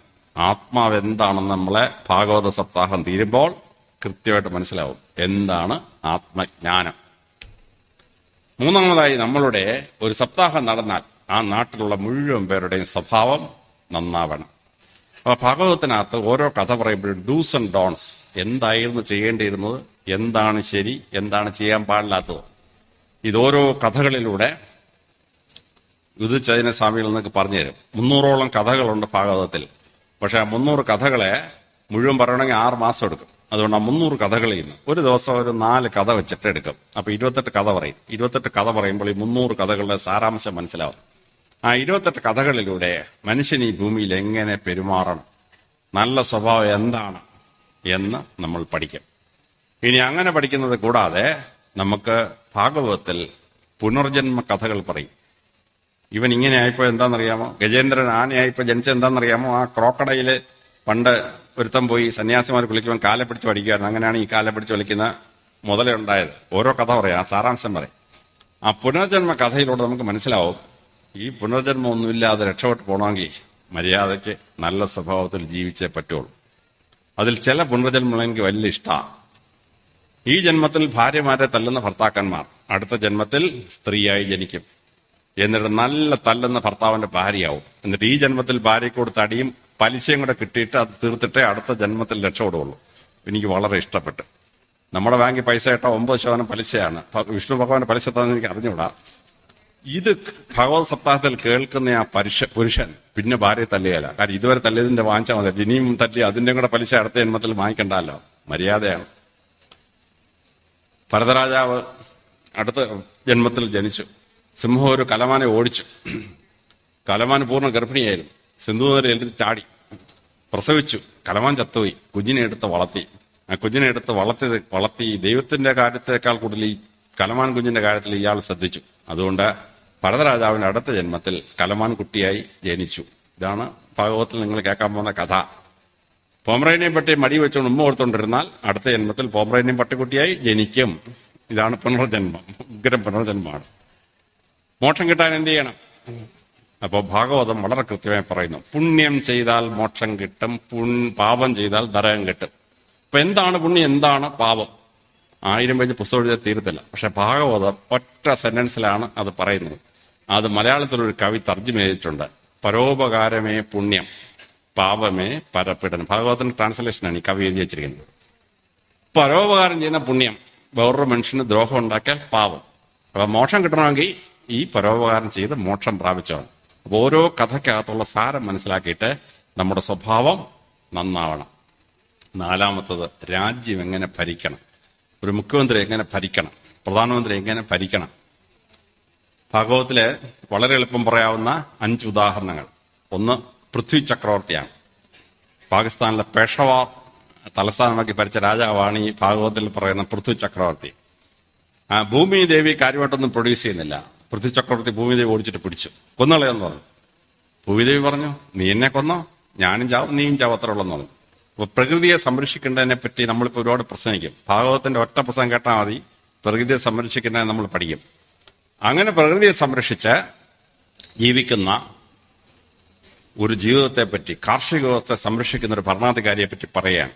അങ്ങനെയാണ് ഭൂമിദേവിക്ക് പൃഥ്വി എന്നൊരു പേരുണ്ടായത്. പൃഥ്വിയിൽ നിന്നാണ് ആ പേരുണ്ടായത്. ഇന്ത്യയുടെ പാർലമെന്റിൽ 1-ാം പഞ്ചവത്സര അവതരിപ്പിക്കുകയാണ്. കൃഷിയാണ് അതിന്റെ മെയിൻ ഐറ്റം. പ്രസംഗം കൊണ്ട് തുടങ്ങി കഴിഞ്ഞപ്പം ശ്രീമൻ നാരായണനെയാണ് അവതരിപ്പിക്കാൻ ഏൽപ്പിച്ചത്. അദ്ദേഹം പറഞ്ഞു, ഭാഗവതത്തിൽ പറയുന്ന പൃഥ്വി ചക്രവർത്തിയുടെ ഭരണമാണ് ഈ പഞ്ചവത്സര പദ്ധതിയുടെ ഇന്ത്യയിൽ നമ്മുടെ പ്രധാനമന്ത്രി നടപ്പാക്കുന്നത്. നെഹ്റു ചോദിച്ചു, ഭാഗവതത്തിൽ ഇത് പറഞ്ഞിട്ടുണ്ടോ? ഉണ്ടെന്ന് പറഞ്ഞു. എന്നാൽ അങ്ങൊരു കാര്യം ഞാൻ അങ്ങ് വിശദീകരിക്കാൻ പറഞ്ഞു. എന്റെ സമയം ഞാൻ തന്നേക്കാന്ന് പറഞ്ഞു. എന്നിട്ട് പ്രധാനമന്ത്രി ഉടനെ നോട്ട്ബുക്ക് എടുത്ത് നെഹ്റു നോട്ട് എഴുതാൻ തുടങ്ങി. പഞ്ചവത്സരം അവതരിപ്പിച്ചോട് ഇന്ത്യൻ പാർലമെന്റിലെ പ്രസംഗം മുഴുവൻ ഭാഗവതമാണ്. പൃഥ്വി ചക്രവർത്തിയുടെ ഭരണമാണ് ശ്രീമൻ നാരായണൻ പ്രസംഗിക്കുന്നത്. പാർലമെന്ററി റെക്കോർഡ്സ് ഒക്കെ വായിച്ചാൽ നല്ല രസം അത് വായിക്കാൻ. ഭാഗവതം പാർലമെന്റിൽ പ്രസംഗിക്കുകയാണ് സുഖമായിട്ട്. രണ്ടാമത് ഭരതരാജാവാണ്. ഭരതരാജാവ് എങ്ങനെ ഭരിച്ചു, GDP എങ്ങനെ കൂട്ടി, പെർ ക്യാപിറ്റ എങ്ങനെ കൂട്ടി, രാജ്യം സമ്പൽ സമൃദ്ധമായത് എങ്ങനെയാണ് കൃത്യമായിട്ട് മനസ്സിലാവും. ഇന്ത്യ സ്വതന്ത്രമായി, ഇന്ത്യക്കൊരു പേര് വേണം. സിന്ധു നദിയുടെ തീരത്ത് താമസിച്ചെന്ന അർത്ഥത്തിൽ ഇന്ത്യ എന്നുള്ള പേര് യോജിക്കുന്നതല്ല. കാര്യം സിന്ധു നദിയുടെ തീരത്തിൽ 60% പാകിസ്ഥാനില്ല, 10% അഫ്ഗാനിസ്ഥാനിലാണ്, ബാക്കിയുള്ള ഇന്ത്യയിൽ. അപ്പോൾ കോൺസ്റ്റിറ്റ്യൂന്റ് അസംബ്ലി കൂടി ഇന്ത്യക്കൊരു പേര് വേണം. അപ്പോൾ അവർ തീരുമാനിച്ചു ഭാരതം എന്ന പേരെടുക്കണം. ഭരതരാജാവ് ഭരിച്ച ആ ഭരണം പോലെ ഉത്തമ ഭരണമുള്ള ഒരു രാജ്യം. ഭരതരാജാവിന്റെ ഭരണത്തിന്റെ പ്രത്യേകത എന്താണ്? സപ്താഹത്തിന്റെ ഭാഗമായിട്ട് നിങ്ങൾക്ക് പറഞ്ഞുതരും. മൂന്നാമത്തെ ശ്രീരാമനാണ്. ശ്രീരാമൻ എങ്ങനെയാണ് രാമരാജ്യം ഉണ്ടാക്കിയത്? ലോകത്തിൽ ആദ്യമായി മന്ത്രിമാരെ അപ്പോയിന്റ് ചെയ്യുന്ന ശ്രീരാമനാണ്. അമാത്യന്മാരെ അപ്പോയിന്റ് ചെയ്യുന്ന ദശരഥനും ശ്രീരാമനുമാണ്. അത് കഴിഞ്ഞ് എത്രയോ വർഷം കഴിഞ്ഞാണ് ബാക്കിയുള്ള രാജ്യങ്ങൾക്ക് മിനിസ്റ്റേഴ്സ് ഉണ്ടായത്. അത് കഴിഞ്ഞ് ടാക്സേഷന്റെ പ്രിൻസിപ്പിൾ മാറ്റി രാമരാജ്യം ഉണ്ടാക്കിയത് ഭാഗവത സപ്താഹത്തിൽ നിങ്ങൾക്ക് പറഞ്ഞുതരും. നാലാമത്തേത് യുധിഷ്ഠിരനാണ്. യുധിഷ്ഠിരൻ ഭരണത്തിൽ വന്നു. ഇന്ദ്രപ്രസ്ഥത്തിൽ ഭരണം തുടങ്ങി. 2 മാസം കഴിഞ്ഞപ്പം ഭഗവാൻ കൃഷ്ണൻ വന്നു. ഭഗവാൻ കൃഷ്ണൻ യുധിഷ്ഠിരൻ പറഞ്ഞു, യുധിഷ്ഠിരൻ നീ ഇവിടെ ഇരുന്നുള്ള ലോകം മുഴുവൻ ഭരിക്കാൻ പറ്റുമോ? പറ്റിയല്ല. നീ ഒരു കാര്യം ചെയ്യണം. നീ ഓരോ ഗ്രാമത്തിലെയും ജനങ്ങൾ വോട്ടവകാശത്തിലൂടെ 5 പേരെ തെരഞ്ഞെടുക്കണം. പഞ്ചപാണ്ഡവന്മാർ രാജ്യം ഭരിക്കണം. അവരുടെ പ്രതിനിധികളായിട്ട് 5 പേരെ തെരഞ്ഞെടുക്കണം. അവരാ ഗ്രാമം ഭരിക്കും. Decentralised administration. അവരുടെ കൈക്ക് നിൽക്കാത്ത വല്ല ഭൂകമ്പോ വെള്ളപ്പൊക്കം ഉണ്ടെങ്കിൽ നീ ഡൽഹിയിൽ നിന്ന് പോയി സഹായിച്ചോണമെന്ന് പറഞ്ഞു. അങ്ങനെ ജനങ്ങൾ വോട്ടവകാശത്തിലൂടെ 5 പേരെ തെരഞ്ഞെടുത്തു. അവരെ മഹാഭാരതത്തിൽ വിളിച്ച പേരാണ് പഞ്ച ആയുധന്മാർ, 5 റൂളേഴ്സ്. ആ പഞ്ചായത്ത് എന്ന വാക്കാണ് നമ്മളിപ്പോൾ പഞ്ചായത്ത് എന്ന് പറയുന്നത്. ഗ്രാമപഞ്ചായത്ത്, ബ്ലോക്ക് പഞ്ചായത്ത്, ജില്ലാ പഞ്ചായത്ത്. അല്ലാതെ രാജീവ് ഗാന്ധി പഞ്ചായത്ത് നഗർവാലി ആക്ട് ഉണ്ടാക്കിയപ്പോഴാണ് പഞ്ചായത്ത് ഉണ്ടാകുന്നുള്ള വിവരക്കോടൊന്നും പറഞ്ഞു കളയരുത്. മഹാഭാരതത്തിലാണ് പഞ്ചായത്തിന്റെ ഉത്ഭവം. എന്നാൽ ഭഗവാൻ കൃഷ്ണൻ ദ്വാരക ഭരിക്കാൻ വന്നപ്പോൾ അദ്ദേഹം എന്ത് ചെയ്യുന്നറിയാമോ? അദ്ദേഹത്തിന് ദ്വാരകയിൽ കാര്യമായ കാര്യമൊന്നുമില്ല. കുശസ്ഥലിൽ നിന്നൊരു രാജ്യം, രേവന്തൻ എന്ന രാജാവ്, അദ്ദേഹത്തിന് 3 ആൺമക്കളും ഒരു മകളും ഉണ്ടായിരുന്നു, രേവതി. ബ്രഹ്മാവിന്റെ ഉപദേശപ്രകാരം രേവതിയെ കൊണ്ട് ബലരാമനെ കല്യാണം കഴിപ്പിച്ചു. അപ്പൊ ഈ രേവതിക്ക് ശ്രീധരൻ കൊടുത്ത സ്ഥലമാണ് ദ്വാരക. ബലരാമനും ശ്രീകൃഷ്ണനും തലയ്ക്ക് കിരീടം ചക്രവർത്തിയാവുന്നാവാൻ പോയില്ല. പക്ഷെ ശ്രീകൃഷ്ണൻ ഒരു കാര്യം ചെയ്തു. ദ്വാരകയിലെ ജനങ്ങൾക്ക് വോട്ടവകാശത്തോടുകൂടി 36 പ്രതിനിധികളെ തെരഞ്ഞെടുക്കാൻ പറഞ്ഞു. അതാണ് ഭാഗവതത്തിൽ പറയുന്ന ദാസാർഹി. ലോകത്തിലെ ആദ്യത്തെ ഇലക്ടഡ് പാർലമെന്റ് ഗ്രീസിലും ഒന്നുമല്ല. ഗ്രീസുകാർ ജനാധിപത്യം അറിയുന്നതിന് 12,000 വർഷക്ക് മുമ്പ് ഭഗവാൻ കൃഷ്ണനാണ് ലോകത്തിലെ ആദ്യത്തെ പാർലമെന്റ് ഉണ്ടാക്കിയത്. ദാസാർഹി. ഭാഗവതം വായിക്കുമ്പോൾ അറിയാം ഈ ദാസാർഹിയുടെ പ്രത്യേകത. ദാസാർഹി മീറ്റിംഗ് കൂടും. ഭഗവാൻ കൃഷ്ണൻ പോയി ഇങ്ങനെ കേട്ടോണ്ടിരിക്കും. തീരാറവും പറയും, മൂന്നാമത്തവൻ പറഞ്ഞ വളരെ കറക്റ്റ്. അങ്ങനെ അതങ്ങ് നടപ്പാക്കും. അങ്ങനെ ജനാധിപത്യപരമായി പാർലമെന്റ് ഉണ്ടാക്കി ഭഗവാൻ കൃഷ്ണൻ ദ്വാരക ഭരിച്ച ഭരണം എങ്ങനെയാണെന്ന് ഭാഗവത സപ്താഹം കേൾക്കുമ്പോൾ മനസ്സിലാവും. ലോകത്തിൽ ആദ്യമായി മദ്യ നിരോധനം, പ്രൊഹിബിഷൻ നടപ്പാക്കിയത് ദ്വാരകയിലെ ഭരണക്രമത്തിലൂടെയാണ്. ദ്വാരകയിലാണ്. ഇപ്പൊ നമ്മൾ മദ്യനിരോധനത്തെ പറ്റിയും കഞ്ചാവ് നിരോധിക്കുന്നതിനെ പറയത്തില്ലേ? ലോകത്തിൽ ആദ്യത്തെ മദ്യനിരോധനം ദ്വാരകയിൽ ഭഗവാൻ കൃഷ്ണൻ നടപ്പാക്കിയതാണ്. അപ്പൊ ഈ ഭരണക്രമങ്ങൾ ഞാനിപ്പോ 5 ഉദാഹരണം പറഞ്ഞെന്ന് വെച്ചാൽ, ഭാഗവത സപ്താഹം കേട്ട് കഴിയുമ്പോൾ ഒരു രാജ്യം എങ്ങനെ ഭരിക്കണം, കളക്ടർ എങ്ങനെ ഭരിക്കണം, മുഖ്യമന്ത്രി എങ്ങനെ ഭരിക്കണം, പ്രധാനമന്ത്രി എങ്ങനെ ഭരിക്കണം എന്ന് നമുക്ക് മനസ്സിലാവും. അത് സശ്രദ്ധം കേട്ടാൽ മാത്രമേ 2 സ്ഥാനാർത്ഥികൾ മത്സരിച്ചാൽ ജാതിയും മതവും നോക്കിയാൽ വോട്ട് ചെയ്യേണ്ടത് ആരുടെ ബെസ്റ്റ് MLA അവനെ വോട്ട് ചെയ്യാവും. എങ്കിലേ നമ്മുടെ രാജ്യം നന്നാവും. 5ാമതായി ഭാഗവത സപ്താഹത്തിൽ കാണേണ്ടത് മരണഭയം മാറ്റുക എന്നുള്ളത്. മരണഭയം എങ്ങനെയാണ് ഈ ഭാഗവതം ഉണ്ടായത്? പരീക്ഷിത് രാജാവ് 36 വർഷം യുധിഷ്ഠിരന്റെയും പഞ്ചപാണ്ഡവന്മാരുടെയും ട്രെയിനിങ്ങിൽ വളർന്നു വരികയാണ്. മഹാഭാരത യുദ്ധം കഴിഞ്ഞ് 36 വർഷം കഴിയുമ്പോൾ യാദവ വംശം തകരും. ഗാന്ധാരയുടെ ശാപം. അത് കഴിഞ്ഞ് യാദവ വംശം തകർന്നപ്പോൾ പഞ്ചപാണ്ഡവന്റെ മഹാപ്രസ്ഥാനത്തിന് പോവുകയാണ്. അപ്പോൾ പരീക്ഷിത്തിനെ രാജാവാക്കി. പരീക്ഷിത്ത് 24 കൊല്ലം ഭരിച്ചു. 60-ാം വയസ്സിൽ ഷഷ്ഠി പൂർത്തി ആഘോഷിക്കുന്ന കാലം ഇങ്ങനെ ഒരു കാട്ടിൽ വേട്ടയാടാൻ പോയി.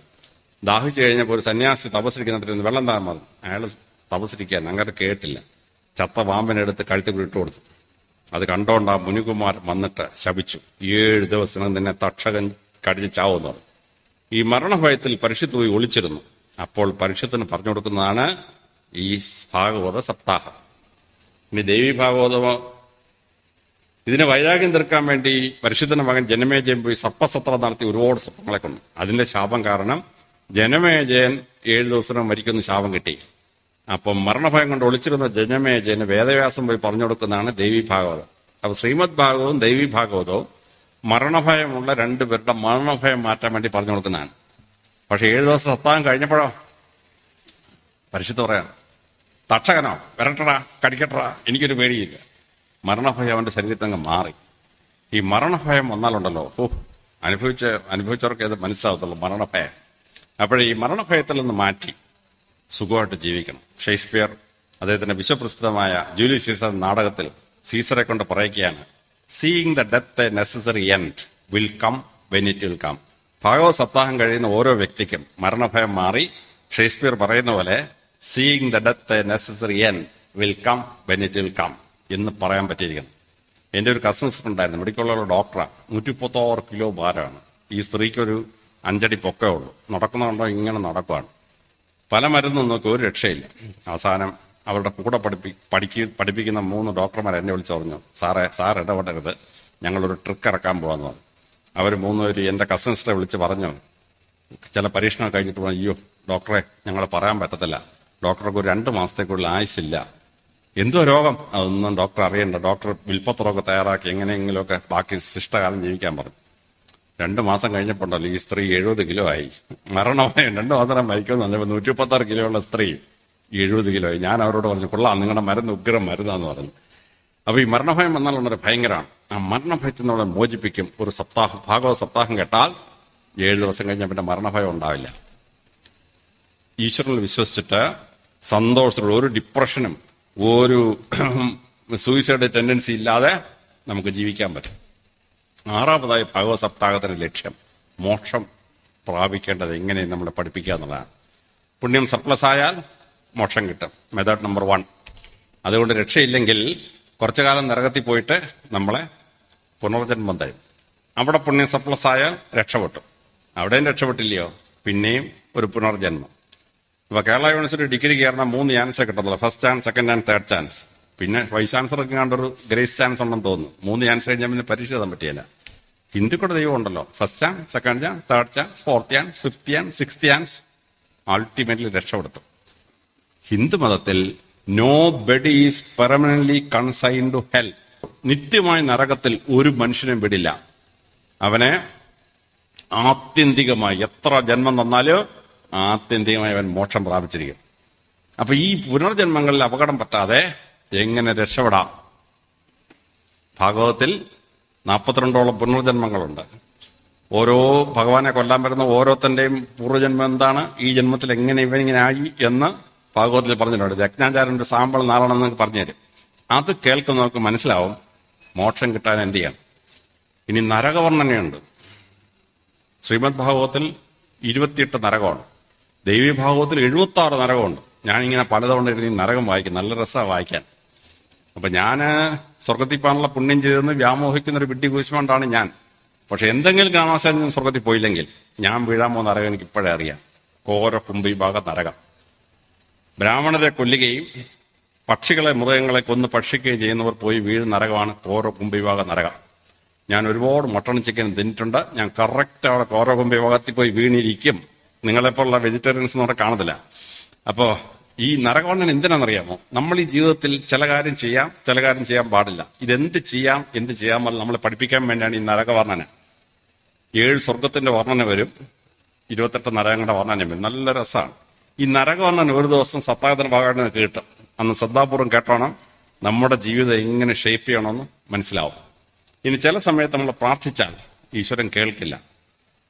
അത് എന്തുകൊണ്ടാണ്? അത് ഭാഗവത്തിൽ എക്സ്പ്ലനേഷൻ ഉണ്ട്. പക്ഷെ നിങ്ങൾക്ക് കേട്ടാൽ എളുപ്പത്തിൽ മനസ്സിലാവുന്ന മേൽപ്പത്തൂർ നാരായണ ഭട്ടതിരിയുടെ ജീവിതത്തിലെ കഥയാണ്. 86 വയസ്സൊരു അദ്ദേഹത്തോട് ജീവിച്ചു. നാരായണീയം എഴുതി, 24 പുസ്തകം എഴുതി. അവസാനം അദ്ദേഹത്തിന്റെ വയറുവേദന വന്നു. അദ്ദേഹം ഭഗവാനെ എന്ന് വിളിച്ച ഭഗവാൻ വന്നു, എന്റെ ഭഗവാൻ എനിക്കൊരു വയറുവേദന ഒന്ന് മാറ്റിത്തരണം. ഭഗവാൻ ചിരിച്ചു, ഗുരുവായൂരപ്പൻ ചിരിച്ച്, സമയം മാറ്റാൻ മേൽപ്പത്ര ഒന്ന് സഹിക്കാൻ പറഞ്ഞു.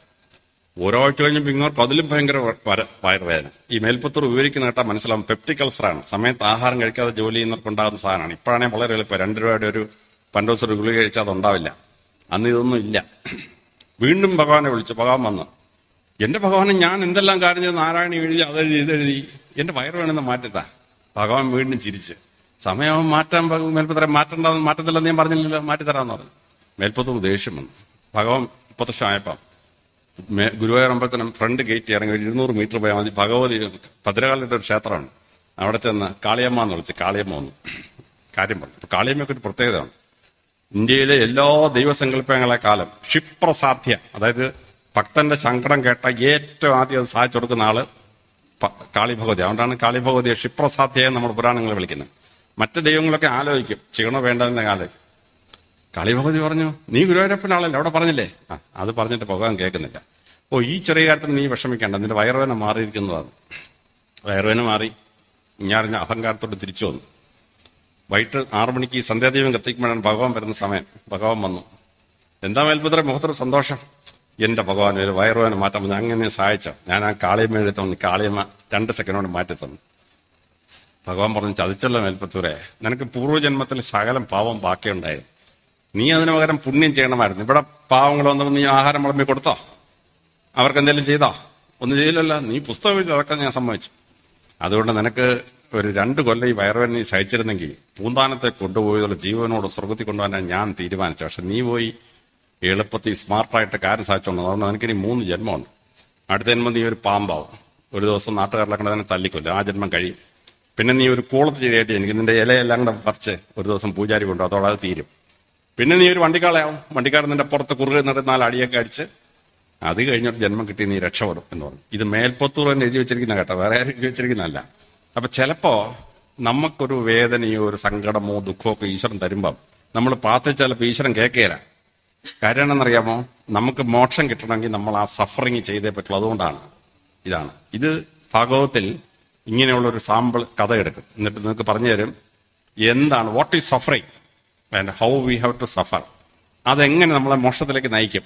ഇത് ഭാഗവതത്തിലെ 10-24 കഥകളുണ്ട്, അത് കേൾക്കുന്ന നമുക്ക് മനസ്സിലാവും. അപ്പൊ ജീവിതത്തിൽ മോക്ഷം നേടേണ്ടത് എങ്ങനെ? ഇത് ഭഗവാൻ കൃഷ്ണനെ കൊല്ലാൻ വന്ന 24 എണ്ണത്തിന് ഭഗവാൻ മോക്ഷം കൊടുത്തു. മനസ്സിലാവുന്നുണ്ടോ? രാവണന് ശ്രീരാമൻ മോക്ഷം കൊടുത്തു. ഇത് ഹിന്ദുമതത്തിൽ മാത്രമേ ഉള്ളൂ ശത്രുവിന് മോക്ഷം കൊടുക്കുന്ന പരിപാടി. അപ്പൊ അത് ഭാഗവത സത്താൻ കേൾക്കുമ്പോൾ മനസ്സിലാവും. 7-മത്തത് ഹിന്ദുമതത്തിന്റെ ആചാരങ്ങൾ എന്താണെന്ന് നമ്മൾ മനസ്സിലാക്കണം.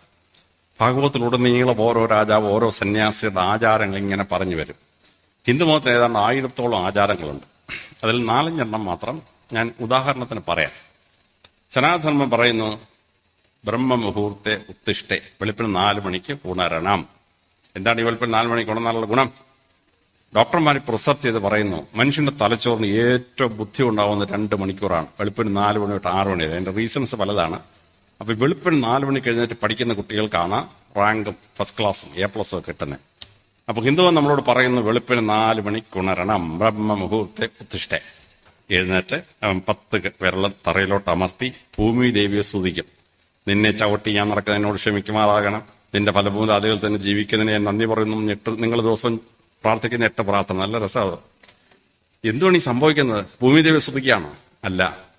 നമ്മൾ മെത്ത കിടന്ന് ഉറങ്ങുമ്പോൾ നമ്മുടെ ശരീരത്തിൽ നിന്ന് പൂർ കണ്ടക്ടർ ഇലക്ട്രിസിറ്റിയാണ് ഈ പഞ്ഞി. അതുകൊണ്ട് നമ്മുടെ ശരീരത്തിൽ നിന്ന് ഇലക്ട്രിസിറ്റി പോവുകയില്ല. നമ്മുടെ ശരീരത്തിൽ അവയവങ്ങൾ വർക്ക് ചെയ്യാൻ ഇലക്ട്രിസിറ്റി വേണം. തലച്ചോറിനകത്ത് എവിടെയെങ്കിലും സ്ട്രോക്ക് ഉണ്ടെന്ന് അറിയുന്നത് എങ്ങനെയാണ്? EEG ഇലക്ട്രോ എൻസെഫലോഗ്രാഫിലൂടെ തലച്ചോറ് കണക്ട് ചെയ്ത് കഴിഞ്ഞാൽ അപ്പോഴേ അറിയാം എവിടെയെങ്കിലും ഫ്ലക്ച്വേഷൻ ആണ്, അപ്പോൾ സ്ട്രോക്ക് ആണെന്ന് മനസ്സിലാവും.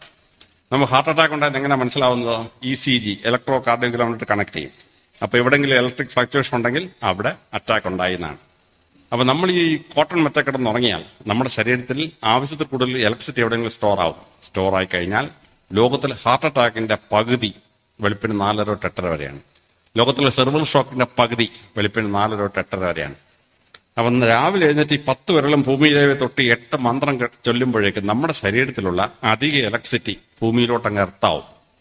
അപ്പൊ നമ്മൾ ഈ സെർവൽ സ്ട്രോക്കിൽ നിന്നും ഹാർട്ട് അറ്റാക്കിൽ നിന്ന് രക്ഷപ്പെടുന്ന പരിപാടിയാണ് ഈ സനാതന മുമ്പേ പഠിപ്പിക്കുന്ന ഈ ആചാരം. അല്ലാതെ ഭൂമിദേവി എല്ലായിടത്തെ കാര്യം നമ്മൾ തൊട്ട് നമ്മുടെ ഇലക്ട്രിസിറ്റി സർപ്ലസ് കളയാൻ അത്രയും നമ്മൾ ആയുസ് കൂട്ടുകയാണ്.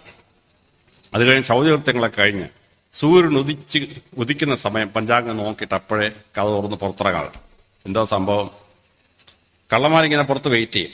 നിങ്ങൾ 5 മണിക്ക് മുറ്റത്തോട്ട് ഇറങ്ങിയാലുണ്ടല്ലോ, കള്ളൻ ഇരുമ്പോടി വെച്ച് ഒറ്റയടി തലയ്ക്ക് പറയും. സനാതനത്തിന്റെ ഭാഷ പറഞ്ഞ സ്വാഹ, നിങ്ങൾ അതോടെ തീരും, ചത്തുപോകും. അപ്പൊ വെളുപ്പിന് 5:30 മണിയാകുമ്പോൾ കള്ളന്മാരെല്ലാം രക്ഷപ്പെടും. സൂര്യൻ വെച്ചാൽ പിന്നെ കള്ളന്മാർ നിൽക്കില്ല, അവന്മാർ ജീവൻ കൊണ്ട് രക്ഷപ്പെടും. അപ്പൊ നിങ്ങൾ 6:20 കഥ തുറന്നിറങ്ങിയാൽ കള്ളനോട് ഉണ്ടാവില്ല. അതോ കള്ളൻ ഉണ്ടെങ്കിൽ നിങ്ങൾക്ക് കഥ അടച്ച് രക്ഷപ്പെടാം. അതാണ് ഈ പറയുന്നത് സൂര്യൻ ഉദിച്ചാലേ കഥ തുറന്ന് പുറത്തിറങ്ങാം. പുറത്തിറങ്ങിയാൽ നിങ്ങൾ എന്ത് ചെയ്യും? നേരെ പോയി തുളസി തറയിൽ ചെല്ലും. കൃഷ്ണ തുളസിയുടെ 4 ഇല വായിലോട്ടിട്ട് ചവച്ചരച്ചങ്ങ് ഇറക്കും. ബ്രാഹ്മണർ 8 ഇല വായിലോട്ടിട്ടങ്ങ് ഇറക്കും. എന്താണ് ഈ സംഭവം? ഈ കൃഷ്ണ തുളസി ഇലയ്ക്ക് രോഗാണുക്കളെ തോൽപ്പിക്കാനുള്ള കഴിവുണ്ട്. പനി, ചുമ, മൂക്കള ഇതെല്ലാം കവർ ചെയ്യും. നമുക്ക് പനി വന്ന് നമ്മൾ എന്താ ചെയ്യുന്നത്? കൃഷ്ണതുളസി കപ്സറപ്പ് 200 രൂപ എടുത്തിട്ട്. കൃഷ്ണതുളസി കപ്സറപ്പ് എന്തിൽ നിന്നാണ് ഉണ്ടാക്കുന്നത്? ഈ ഇല പിഴിഞ്ഞാണ് ഉണ്ടാക്കുന്ന ഈ കൃഷ്ണതുളസി കപ്സറപ്പ്. നമ്മൾ ഈ 100 രൂപ നമ്മുടെ കണ്ട 4 ഇല അങ്ങ് പറിച്ച് തിന്നാൽ നമ്മുടെ പനിയും ഇൻഫെക്ഷൻ നമ്മളെ രക്ഷപ്പെടും. കൃഷ്ണതുളസിയുടെ ഇല വയറ്റിൽ ചെന്നാൽ ഡയബറ്റീസ് കൺട്രോൾഡ് ആവും, മൂത്രമൊഴിവ് കൺട്രോൾഡ് ആവും. അത് കഴിഞ്ഞിട്ട് 4 കൂളത്തല പറിച്ച് വായിലിട്ട് ചവച്ചൊക്കെ തിന്നണം. കൂളത്തല എന്തുവാണ്? ബ്ലഡ് പ്രഷറിന് മരുന്നുണ്ടാക്കുന്ന കൂളത്തല എന്നാണ്. ഈ കൂളത്തലയും കൊണ്ട് പരമശിവനെ പൂജിക്കും. എന്തിനാണെന്നറിയാമോ? പരമശിവൻ ഉഗ്ര താപിയാണ്. താപവും തണുപ്പിക്കുക. താപം എന്ന് പറഞ്ഞാൽ എന്തോ? ദേഷ്യം. ആ ദേഷ്യം വരുന്നത് എങ്ങനെയാണ്? BP കൊണ്ടാണ്. അതുകൊണ്ടാണ് ഈ കൂളത്തല കൊണ്ട് പരമശിവനെ പൂജിക്കുന്നത്. നല്ല രസമായി ഹിന്ദുമതത്തിന്റെ ശാസ്ത്രം. അപ്പൊ നമ്മൾ ഈ 4 തുളസിയിലയും 4 കൂളത്തലയും വായിലിട്ട് തിന്നു കഴിയുമ്പോൾ ഡയബറ്റീസ് കുറഞ്ഞു, BP കുറഞ്ഞു, ഹാർട്ട് അറ്റാക്ക് കുറഞ്ഞു, നമുക്ക് ഒരു വിധപ്പെട്ട ഇൻഫെക്ഷൻ ഒന്നും ഉണ്ടാവില്ല. ഈ ട്രീറ്റ്മെന്റ് ആണ് ഈ നടക്കുന്നത്, നമ്മുടെ ഈ ആചാരത്തിന്റെ ഭാഗം. അത് കഴിഞ്ഞാൽ യോഗാസനം ചെയ്യണം ഒരു 4 എണ്ണം. നമ്മുടെ പ്രിയങ്കരനായ പ്രധാനമന്ത്രി അമേരിക്കയിൽ ചെന്ന് യോഗാസനം ചെയ്ത് ലോകം മുഴുവൻ യോഗാസനം എന്താണെന്ന് മനസ്സിലായി. അത് കഴിഞ്ഞ് ഒരു സൂര്യ നമസ്കാരം. സൂര്യ നമസ്കാരത്തിൽ 32 വ്യായാമങ്ങളാണ്. ഞങ്ങളുടെ പട്ടാളക്കാരുടെയും പോലീസുകാരുടെയും ട്രെയിൻഡ് സോൾജേഴ്സ് ട്രെയിനിങ് കാർഡിൽ പോലും 12 വ്യായാമമേ ഉള്ളൂ. സൂര്യ നമസ്കാരം ചെയ്താൽ നമ്മുടെ ശരീരത്തിൽ വ്യായാമം കെട്ടാത്ത ഒരു മസിലും ഇല്ല, ഒരു ഞരമ്പും ഇല്ല, ഒരു ബ്ലഡ് വെസലും ഇല്ല, ഒരു സന്ധിബന്ധവും ഇല്ല. പൂർണ്ണ ആരോഗ്യം ഉണ്ടാക്കുന്ന സാധനമാണ് ഈ സൂര്യ നമസ്കാരം. അത് സൂര്യനെ നോക്കി ചെയ്യുമ്പോൾ പ്രഭാത സൂര്യന്റെ രശ്മികൾക്ക് രോഗാണുക്കളെ കൊല്ലാനുള്ള കഴിവുണ്ട്. ആ രോഗാണുക്കളെ കൊല്ലാൻ കഴിവുള്ള ആന്റിസെപ്റ്റിക് സൂര്യരശ്മി അനുഭവിച്ചുകൊണ്ടാണ് നമ്മൾ ഈ സൂര്യ നമസ്കാരം ചെയ്യുന്നത്. അത് കഴിഞ്ഞ് ഒരു ശീർഷാസനം ചെയ്യണം പൊക്കുന്നവര്. ശീർഷാസനം എന്തിനാണെന്നറിയാമോ? നമ്മളിങ്ങനെ നേർന്ന് നിൽക്കുക, നമ്മുടെ ഹാർട്ട് പമ്പ് ചെയ്യും. ഹാർട്ടിന്റെ പമ്പ് ഭൂമിയുടെ ഗുരുത്വാകർഷണം കാരണം ഈ രക്തം കീപ്പോട്ടങ്ങ് പോവും. ഗുരുത്വാകർഷണം നേരിട്ട് ബ്ലഡ് മേളി വന്നെങ്കിലേ നമ്മുടെ തലച്ചോറിൽ ബ്ലഡ് കിട്ടുള്ളൂ. ശീർഷാസനം ചെയ്യുമ്പോൾ തലച്ചോറ് താഴെ, ഹാർട്ട് മേളിലാണ്. ആ ഹാർട്ട് പമ്പ് ചെയ്യുന്ന ഓക്സിജനേറ്റഡ് ബ്ലഡ് നേരെ നമ്മുടെ തലച്ചോറ് കയറും. നമുക്ക് അപാര ബുദ്ധിശക്തി, നമുക്ക് പഠിക്കാനുള്ള കഴിവ് ഇതെല്ലാം ഉണ്ടാവും. ടൈറ്റ് വേഷം ഇട്ടുകൊണ്ട് ചെയ്യാവും. സാരി കൊടുത്തോണ്ട് സൂര്യ നമസ്കാരം ശീർഷാസനം ചെയ്താൽ അയലോക്കത്തൊക്കെ നല്ല കാഴ്ചയായി പോകും. അത്രയും മാത്രം ശ്രദ്ധിച്ചാണ്. ഒരു ശീർഷാസനം ചെയ്ത് കഴിഞ്ഞാൽ നമ്മൾ നടന്ന് ക്ഷേത്രത്തിൽ ചെല്ലും. ക്ഷേത്രത്തിൽ ചെന്ന് കഴിഞ്ഞാൽ ആൽമരത്തിന് 7 പ്രദക്ഷിണം വെക്കണം. എന്തോ സംഭവം എന്നറിയാമോ? ലോകത്തിൽ ഏറ്റവും കൂടുതൽ ഓക്സിജൻ ഉണ്ടാക്കുന്ന മരമാണ് ആൽമരം. പഠിക്കുന്ന കുട്ടികളുടെ മുറിക്കടുത്ത് എവിടെയെങ്കിലും ആൽമരം വേപ്പവരുണ്ടെങ്കിൽ ആ പഠിക്കുന്ന കുട്ടിക്ക് ഭയങ്കര റാങ്കും ഫസ്റ്റ് ക്ലാസ് ആയിരിക്കും. ബുദ്ധഭഗവാൻ ബോധോദയം ഉണ്ടായപ്പോഴാണ്? ആൽമരത്തിനെ ചവിട്ടിയിരുന്നപ്പോഴാണ്. അപ്പൊ ഈ സ്ത്രീയും പുരുഷനും കിടന്ന് ഉറങ്ങുന്ന മുറി ഒരു 12 സ്ക്വയർ ഫീറ്റിൽ താഴെയാണെങ്കിൽ ആ മുറിയിൽ നേരം വെളുക്കുന്നൊരു ഓക്സിജൻ ഉണ്ടാവില്ല. രാത്രി 2 മണിയാകുമ്പോഴേ മുറിയിൽ ഓക്സിജൻ സപ്ലൈ തീർന്നു. പിന്നെ കാർബൺ ഡയോക്സൈഡ് ശ്വസിച്ചുകൊണ്ട് കിടക്കാൻ. ജനലിനോടൊന്ന് ഉറങ്ങാൻ പറ്റുമോ? കള്ളനത് അഴിച്ചകത്ത് കയറും. അതിലൊക്കത്തെ കോളേജ് പഠിക്കുന്ന ക്യാമറ ഇട്ട് ദാമോദരനായാലും സരസ്വതിയമ്മ കിടക്കുന്ന മുഴുവൻ ഫോട്ടോ എടുത്ത് പിറ്റേ ദിവസം മുഴുവൻ യൂട്യൂബിൽ വരും. വല്ല രക്ഷയുള്ള ഒരു രക്ഷയില്ല. കഥ അടച്ചാൽ ഉറങ്ങാൻ പറ്റും. അപ്പൊ അങ്ങനെ കാർബൺ ഡയോക്സൈഡ് സപ്ലസ് ആയ ഒരു ബോഡി കൊണ്ട് നമ്മൾ നടന്ന് ക്ഷേത്രത്തിലോട്ട് ചെല്ലുമ്പോൾ ഈ ആൽമരത്തിന് 7 വലം വെച്ച് കഴിയുമ്പോൾ അവിടെ ഇങ്ങനെ ഓക്സിജൻ നിറഞ്ഞിരിക്കുകയാണ്. അത് ശ്വസിക്കുന്നത് നമുക്ക് ശരീരത്തിന് ആവശ്യമുള്ള ഓക്സിജൻ അകത്ത് കയറി കാർബൺ ഡയോക്സൈഡ് എക്സ്പെൽഡ് ആവും. ഓരോ ദൈവസങ്കല്പത്തെയും പ്രദക്ഷിണം വെക്കുന്നതിന് കണക്കുണ്ട്. പരമശിവനെ 3 തവണ വലം വെക്കണം. വിഷ്ണു ഭഗവാനെ 4 തവണ വലം വെക്കണം. ഗണപതി ഭഗവാനെ 1 തവണ വലം വെക്കാവും. ഒന്നിൽ കൂടുതൽ വെച്ചാൽ ഗണപതി ഭഗവാൻ ചൂടാവും. ഗണപതി ഒറ്റച്ചാട്ടത്തിന് പരമശിവനെയും പാർവതിയും ചുറ്റി താഴെ വന്ന ആളാണ്. 1 തവണ ചുറ്റി സന്തോഷം, 2ാമത് ചുറ്റിയാൽ ഗണപതി ഇതാരുടെ എന്നെ ശല്യം ചെയ്യുന്നത് തോന്നിക്കളയും. അപ്പൊ ഓരോ ക്ഷേത്രത്തിലെ ഓരോ ദേവസങ്കല്പത്തെ പ്രദക്ഷിണം വെക്കുന്നതിന് കണക്കുണ്ട്. പക്ഷെ ആകെ പ്രദക്ഷിണം 24 ദിവസം പാടില്ല. സനാതനത്തിന്റെ നിയമമാണ്. അപ്പൊ നമ്മൾ വീട്ടിൽ നടന്നിറങ്ങി ക്ഷേത്രത്തിൽ ചെന്ന് ആൽമരത്തിന്റെ 7 ഉൾപ്പെടെ 24 പ്രദക്ഷിണം നടത്തി തിരിച്ചു വരുമ്പോൾ ഒരു മനുഷ്യന് പൂർണ്ണ ആരോഗ്യം ഉണ്ടാവാൻ അവൻ 300 മീറ്റർ നടക്കണം. അപ്പൊ രാവിലെ ക്ഷേത്രത്തിൽ പോയി പ്രദക്ഷിണം കഴിഞ്ഞ് തിരിച്ചു വരുമ്പോൾ 500 മീറ്റർ നടന്നു കഴിഞ്ഞു. ശരീരത്തിന് പൂർണ്ണ ആരോഗ്യം, ഹൃദയത്തിന് പൂർണ്ണ ആരോഗ്യം, തലച്ചോറിന് പൂർണ്ണ ആരോഗ്യം. ഇതാണ് ഈ ഹിന്ദുമതം പറയുന്ന പ്രദക്ഷിണം, ക്ഷേത്രത്തിൽ പ്രദക്ഷിണം. ക്ഷേത്രത്തിൽ ചെന്ന് വലത് കൈയാകുന്ന ഈശ്വര നീയും ഇടത് കൈയായ ഞാനും ഒന്നാണ്, നമസ്കാരം പറയാൻ. സുന്ദരമാണ് ഈ സങ്കല്പം. അങ്ങനെ നമസ്കരിച്ച് നമ്മൾ വരുമ്പോൾ ആചാരപ്രധാനമുള്ള അവല് മലരൊക്കെ കിട്ടും. അപ്പം അമ്പലപ്പുഴ ചെന്നാൽ പാൽപ്പായസം തരും. പാൽപ്പായസത്തിനകത്ത് എല്ലാ പ്രോട്ടീനും ഉണ്ട്, എല്ലാ വൈറ്റമിനും ഉണ്ട്, എല്ലാ ഫാറ്റും ഉണ്ട്, എല്ലാ കാർബോഹൈഡ്രേറ്റും ഉണ്ട്. പാൽപ്പായസം കുടിച്ചാൽ പിന്നെ ഒരു വൈറ്റമിൻ ടാബ്ലറ്റ്സും വേണ്ട, മൾട്ടി വൈറ്റമിനും വേണ്ട, ബെക്കഡെക്സമിനും വേണ്ട, ഒന്നും വേണ്ട. കംപ്ലീറ്റ് വൈറ്റമിനും പ്രോട്ടീനും കിട്ടി കഴിഞ്ഞു. ഗണപതി ക്ഷേത്രത്തിൽ പോയാൽ ഉണ്ണിയപ്പം കിട്ടും, അല്ലെ നെയ്യപ്പം കിട്ടും. ആ നെയ്യപ്പത്തിനകത്ത് കംപ്ലീറ്റ് പ്രോട്ടീൻ ഉണ്ട്, കംപ്ലീറ്റ് വൈറ്റമിൻ ഉണ്ട്, കംപ്ലീറ്റ് ഫാറ്റ് ഉണ്ട്, കംപ്ലീറ്റ് കാർബോഹൈഡ്രേറ്റ് ഉണ്ട്. 3 ഉണ്ണിയപ്പം തന്നെ കഴിയുമ്പോൾ സംഗതി റെഡി, കംപ്ലീറ്റ്. ഒരു മിനറലും വേണ്ട, ഒരു വൈറ്റമിനും വേണ്ട. അപ്പോ ആഹാരം കൊണ്ടുവരുന്നതിന് പുണ്യം, അത് കുക്ക് ചെയ്യുന്നവന് പുണ്യം, അത് വിളമ്പുന്നവന് പുണ്യം, അത് കഴിച്ചിട്ട് പോകുമ്പോൾ അവിടെ തുടയ്ക്കുന്നത് പുണ്യം. അത് പുണ്യത്തിന്റെ ഡിസ്ട്രിബ്യൂഷൻ ഓഫ് പുണ്യമാണ് ഈ ഭക്ഷണം കൊടുക്കാന്ന് പറയുന്നത്. പൂജയെല്ലാം കഴിഞ്ഞ് നമസ്കരിച്ചിട്ട് ഹിന്ദുക്കൾക്ക് ഈ ദേവിയോട് യാത്ര ചോദിക്കണം. എന്റെ ഹൃദയത്തെ വളരെ സ്പർശിച്ചിട്ടുള്ളൊരു പ്രാർത്ഥനയാണ് നിങ്ങൾ പ്രാർത്ഥിക്കുന്ന പ്രാർത്ഥന. ആ പ്രാർത്ഥന, ഞാൻ ദിവസവും പള്ളിയിൽ പോകുന്ന ഒരു ക്രിസ്ത്യാനിയാണ്. ഞാൻ പള്ളിയിൽ നിന്ന് ഇറങ്ങിയിട്ട് നിങ്ങൾ ക്ഷേത്രത്തിൽ ചെയ്യുന്ന പ്രാർത്ഥന ഉണ്ടല്ലോ, നിങ്ങൾ ദേവ എന്ന് പറയുന്നവരെ യേശു എന്ന് പറഞ്ഞ് ഞാൻ പ്രാർത്ഥിക്കും. 3 കാര്യമാണ് നിങ്ങളുടെ പ്രാർത്ഥന. ദേവി ഞാൻ പോവാണ്, ഇനി ഈ ക്ഷേത്രത്തിൽ വരാമെന്നോ ഇവിടെ പ്രാർത്ഥിക്കാമെന്നോ ഓരോ ഉറപ്പും ഇല്ല. പക്ഷേ ഇനി ഞാൻ ഈ ക്ഷേത്രത്തിൽ വരുന്നതിനും എനിക്ക് എന്തെങ്കിലും സംഭവിച്ചാൽ ഞാൻ 3 കാര്യം അങ്ങോട്ട് ചോദിക്കാണ്. ഇംഗ്ലീഷിൽ പറഞ്ഞാൽ നോട്ട് നെഗോഷ്യബിൾ അല്ല. 3 കാര്യം. നമ്പർ 1, അനായാസേന മരണം. ആയാസമില്ലാതെ എനിക്ക് മരിക്കണം. പോകുന്ന വഴിക്ക് ആക്സിഡന്റ് ഉണ്ടായി റോഡിൽ കിടന്ന് പിടച്ചവിടെ ചാവരുത്. ക്യാൻസർ വന്ന് കട്ടിലെ കിടന്ന് അയ്യോ അയ്യോ അയ്യോ എന്ന് വിളിച്ചോണ്ട് ചാവരുത്. വല്ല നെഞ്ചോനെ വന്ന് ആശുപത്രി കയറി ICU എന്നൊരു സാധനത്തിന് എൻ്റെ അമ്പോ ഞാൻ 2-3 കിടന്നിട്ടുണ്ട്. ഉള്ളോ ദൈവം തന്ന മൂക്കിനകത്തും വായിക്കാത്തതെല്ലാം കോയിലടിച്ച് കയറ്റി ആമത്തിരുന്നൊരു കിടപ്പാണ് അവിടെ. ഇതൊന്നും എനിക്ക് വരരുത്. എനിക്ക് അനായാസേന മരണം. ഞങ്ങളുടെ വേദോസ്തത്തിൽ പറയും, നീതിമാൻ ഉറക്കത്തിൽ മരിക്കും. രാത്രി ഉറങ്ങാൻ കിടന്നിട്ട് രാവിലെ ചത്ത് കിടന്നാൽ അവൻ സ്വർഗത്തിൽ പോകുന്നതാണ് ക്രിസ്ത്യാനിയുടെ സങ്കല്പം. ഇത് തന്നെയാണ് നിങ്ങളും പറയുന്നത്, അനായാസേന മരണം. രണ്ടാമത്തെ എന്താണ്? വിനാദൈന്യതേ ജീവിതം. മരണം വരെ ആരെ ദൈന്യാവസ്ഥ ഒന്നും ഉണ്ടാകും. നടക്കാൻ വയ്യ, 2 തോളെ പിടിക്കണം. ആഹാരം വല്ലതും തിന്നാൻ വയ്യ, ചോറ് വല്ലൊരു ഉരുളുരുട്ടി വായിത്തറണം.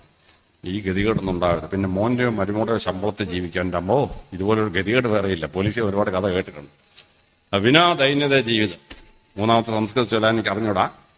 മരണാനന്തരം തവ ദർശനം. എന്റെ ദേഹം ഞാൻ ഉപേക്ഷിച്ചു കഴിഞ്ഞാൽ എനിക്ക് അപ്പൊ ദേവനെ കാണണം, അതായത് ദേവിയെ കാണണം, അതായത് മോക്ഷം കിട്ടണം. എന്തൊരു അർത്ഥസമ്പുഷ്ടമാണ് ആ പ്രാർത്ഥന. 3 പ്രാർത്ഥനയുള്ളൂ. ഈശ്വരനോട് ദേവനോട് യാത്ര വെച്ചിരുമ്പോൾ പോവാണ്. അത് 3 കിട്ടിയ പിന്നെ ജീവിതത്തിൽ ബാക്കി എന്ത് വേണം? അനായാസേന മരിക്കണം, ഒരുത്തനെ ആശ്രയിക്കാതെ ജീവിക്കണം മരണം വരെ. മരിച്ച ഉടനെ മോക്ഷം കിട്ടണം. അതിൽ കൂടുതൽ ഈ ഭൂമി നോക്കുന്നതിലും വേണോ? എന്താ 3 വരിയിലാ ഹിന്ദുമതം നമ്മളെ പഠിപ്പിക്കുന്ന പ്രാർത്ഥന ഉണ്ടല്ലോ, എത്ര ശ്രേയസ്കരമാണ്. ഹിന്ദുമതത്തിലെ പല പ്രാർത്ഥനയും സംസ്കൃതമാണ്, പക്ഷെ അത് നമ്മൾ ട്രാൻസ്ലേറ്റ് ചെയ്ത് മനസ്സിലാക്കണം. ഗായത്രി മന്ത്രം 5 വരിയേ ഉള്ളൂ, പക്ഷെ 150 പേജുള്ള പുസ്തകം എഴുതി അതിന്റെ അർത്ഥം പറഞ്ഞു തരാൻ പറ്റുമോ? അത്ര അർത്ഥഗർഭമാണ്. നമ്മൾ റേഡിയോ ഓൺ ചെയ്യും. അപ്പോ വെങ്കടേശ സുപ്രഭാതം കേട്ടോണ്ട് നമ്മൾ റേഡിയോ തുറക്കുന്നത്. MS സുബ്ലക്ഷ്മി പാടുകയാണ്, കൗസല്യ സുപ്രജ രാമ. നിങ്ങൾ ആ പദ്യം എടുത്തിട്ട് അതിന്റെ അർത്ഥം ഒന്ന് മലയാളത്തിൽ എഴുതി നോക്കിയിട്ടുണ്ടോ? എന്തൊരു അർത്ഥമാണെന്നറിയോ? അസാമാന്യ അർത്ഥമാണ്. നമ്മുടെ ഋഷിവര്യന്മാർ നമ്മളെ പഠിപ്പിച്ച ഓരോ പ്രാർത്ഥനയും നമ്മളൊന്ന് ട്രാൻസ്ലേറ്റ് ചെയ്ത് മലയാളത്തിൽ എടുത്തിട്ട് ആ പ്രാർത്ഥന നമ്മളങ്ങോട്ട് പ്രാർത്ഥിക്കുമ്പോ അസാമാന്യമായ അറിവും ജ്ഞാനവും ജീവിത വീക്ഷണവും അടങ്ങുന്നതാണ് നമ്മളെ മഹർഷിമാർ പഠിപ്പിച്ച ഓരോ പ്രാർത്ഥനയും. അതിന്റെ അർത്ഥം മനസ്സിലാക്കി നമ്മളത് പ്രാർത്ഥിക്കണം. ഭഗവാൻ കൃഷ്ണൻ പാണ്ഡവന്മാരെ കാണാൻ വരികയാണ്. എല്ലാം കൂടെ വട്ടം കൂടി വർത്താനം പറഞ്ഞുകൊണ്ടിരിക്കുകയാണ്. ഭഗവാൻ കൃഷ്ണൻ ചോദിച്ചു, ഇന്ന് എന്തൊരു ദിവസം എന്നറിയാമോ യുധിഷ്ഠിരാ? ഇന്ന് നാഗപഞ്ചമിയല്ലേ, നീ അതിന്റെ പൂജയൊക്കെ ചെയ്തോ? ഇല്ല. മഹാഭാരതത്തിൽ ഭഗവാൻ കൃഷ്ണൻ യുധിഷ്ഠിരൻ ഒരു ക്ലാസ് എടുക്കുകയാണ്, നാഗപൂജ എങ്ങനെ ചെയ്യണം. എന്തൊരു ഡെപ്തിലാണെന്നറിയാം ഭഗവാൻ കൃഷ്ണന്റെ ക്ലാസ്. അസാമാന്യമായ ക്ലാസ്സാണ്. വാത്മീകി മഹർഷി യുധിഷ്ഠിരനെ കാണാൻ വരികയാണ്. അന്ന് ശ്രദ്ധേയമായൊരു ദിവസമാണ്, ശിവരാത്രിയാണ്. യുധിഷ്ഠിരൻ എന്തൊക്കെ വർത്താനം പറഞ്ഞുകൊണ്ടിരിക്കുന്നു. വാത്മീകി മഹർഷി ഒരു ക്ലാസ് എടുത്തു. ശിവരാത്രി എന്താണ്, ശിവപൂജ എന്താണെന്ന്. വാത്മീകിയുടെ ക്ലാസ് ഞാനിരുന്ന് വായിച്ചിട്ട് അമ്പരന്ന് പോയിട്ടുണ്ട്. ഓരോ പ്രാർത്ഥനയ്ക്കും എത്ര അർത്ഥം ഡെപ്താണ് അതിലുള്ളതെന്ന് മനസ്സിലാക്കണം. ആ ഡെപ്ത് മനസ്സിലാക്കി ഓരോ മന്ത്രവും നമ്മൾ ചൊല്ലിയത് മനസ്സിലാക്കി പ്രാർത്ഥിച്ചാലുണ്ടല്ലോ, അത് ആസ്വദിക്കാൻ പറ്റും. നമ്മുടെ ജീവിതം വലുതായി മാറിപ്പോകും. അങ്ങനെ ഭാഗവതത്തിലെ പ്രാർത്ഥന പഠിപ്പിക്കുന്ന 2-3 സീനുണ്ട്. ആ പ്രാർത്ഥന പഠിപ്പിക്കുന്ന സീൻ ഉദിച്ചതിന് സ്വാമിജികൾ നിങ്ങളെ പഠിപ്പിക്കുമ്പോൾ അത് കൃത്യമായിട്ട് മനസ്സിലാവും. അതുകൊണ്ട് 7 ദിവസം സപ്താഹം തീരുമ്പോൾ നിങ്ങൾ സപ്താഹം കൊണ്ട് ഉദ്ദേശിക്കുന്ന 7 കാര്യങ്ങൾ മനസ്സിലാക്കിയിരിക്കണം. ആരാണ് ഹിന്ദുമതത്തിലെ ഈശ്വര സങ്കല്പം? എന്താണ് ഹിന്ദുമതത്തിലെ ഈശ്വര സങ്കല്പം? ആത്മജ്ഞാനം എന്താണ്? എങ്ങനെ ഈ നാട്ടിലെ ജനങ്ങൾ നല്ല സ്വഭാവമുള്ളവരായി മാറാം? ഈ നാടെങ്ങനെ ഭരിക്കണം, ഭാരതവും ഇന്ത്യ എങ്ങനെ ഭരിക്കണം, മരണഭയമില്ലാതെ എങ്ങനെ മരണം വരെ ആത്മവിശ്വാസത്തോടെ ജീവിക്കാം. 5, എങ്ങനെയാണ് മോക്ഷം പ്രാപിക്കേണ്ടത്. 6, എങ്ങനെയാണ് മോക്ഷം പ്രാപിക്കേണ്ടത്. 7, ഹിന്ദു മതത്തിന്റെ ഓരോ ആചാരത്തിന്റെയും സാരാംശം എന്താണ്. ഈ 7 കാര്യങ്ങൾ നിങ്ങൾക്ക് ഈ 7 ദിവസം കൊണ്ട് പഠിക്കാൻ പറ്റിയാൽ ഇനിയുള്ള നിങ്ങളുടെ ജീവിതം വളരെ സമ്പുഷ്ടമാവും. അതുകൊണ്ട് മഹത്തായ ലോകത്തിൽ ഒരു സംസ്കാരത്തിനും അടുത്തെങ്ങും എത്താൻ പറ്റാത്ത മഹത്തായ സനാതനം എന്ന രഹസ്യം മനസ്സിലാക്കി, ആ രഹസ്യം മനസ്സിലാക്കി വളരെ ഉത്തമമായ ജീവിതം നയിക്കാൻ ഈ സപ്താഹം നിങ്ങളെ സഹായിക്കട്ടെ എന്ന് പ്രാർത്ഥിച്ചുകൊണ്ട് എന്റെ എളിയ വാക്കുകൾ ഉപസംഹരിക്കുന്നു. നമസ്കാരം.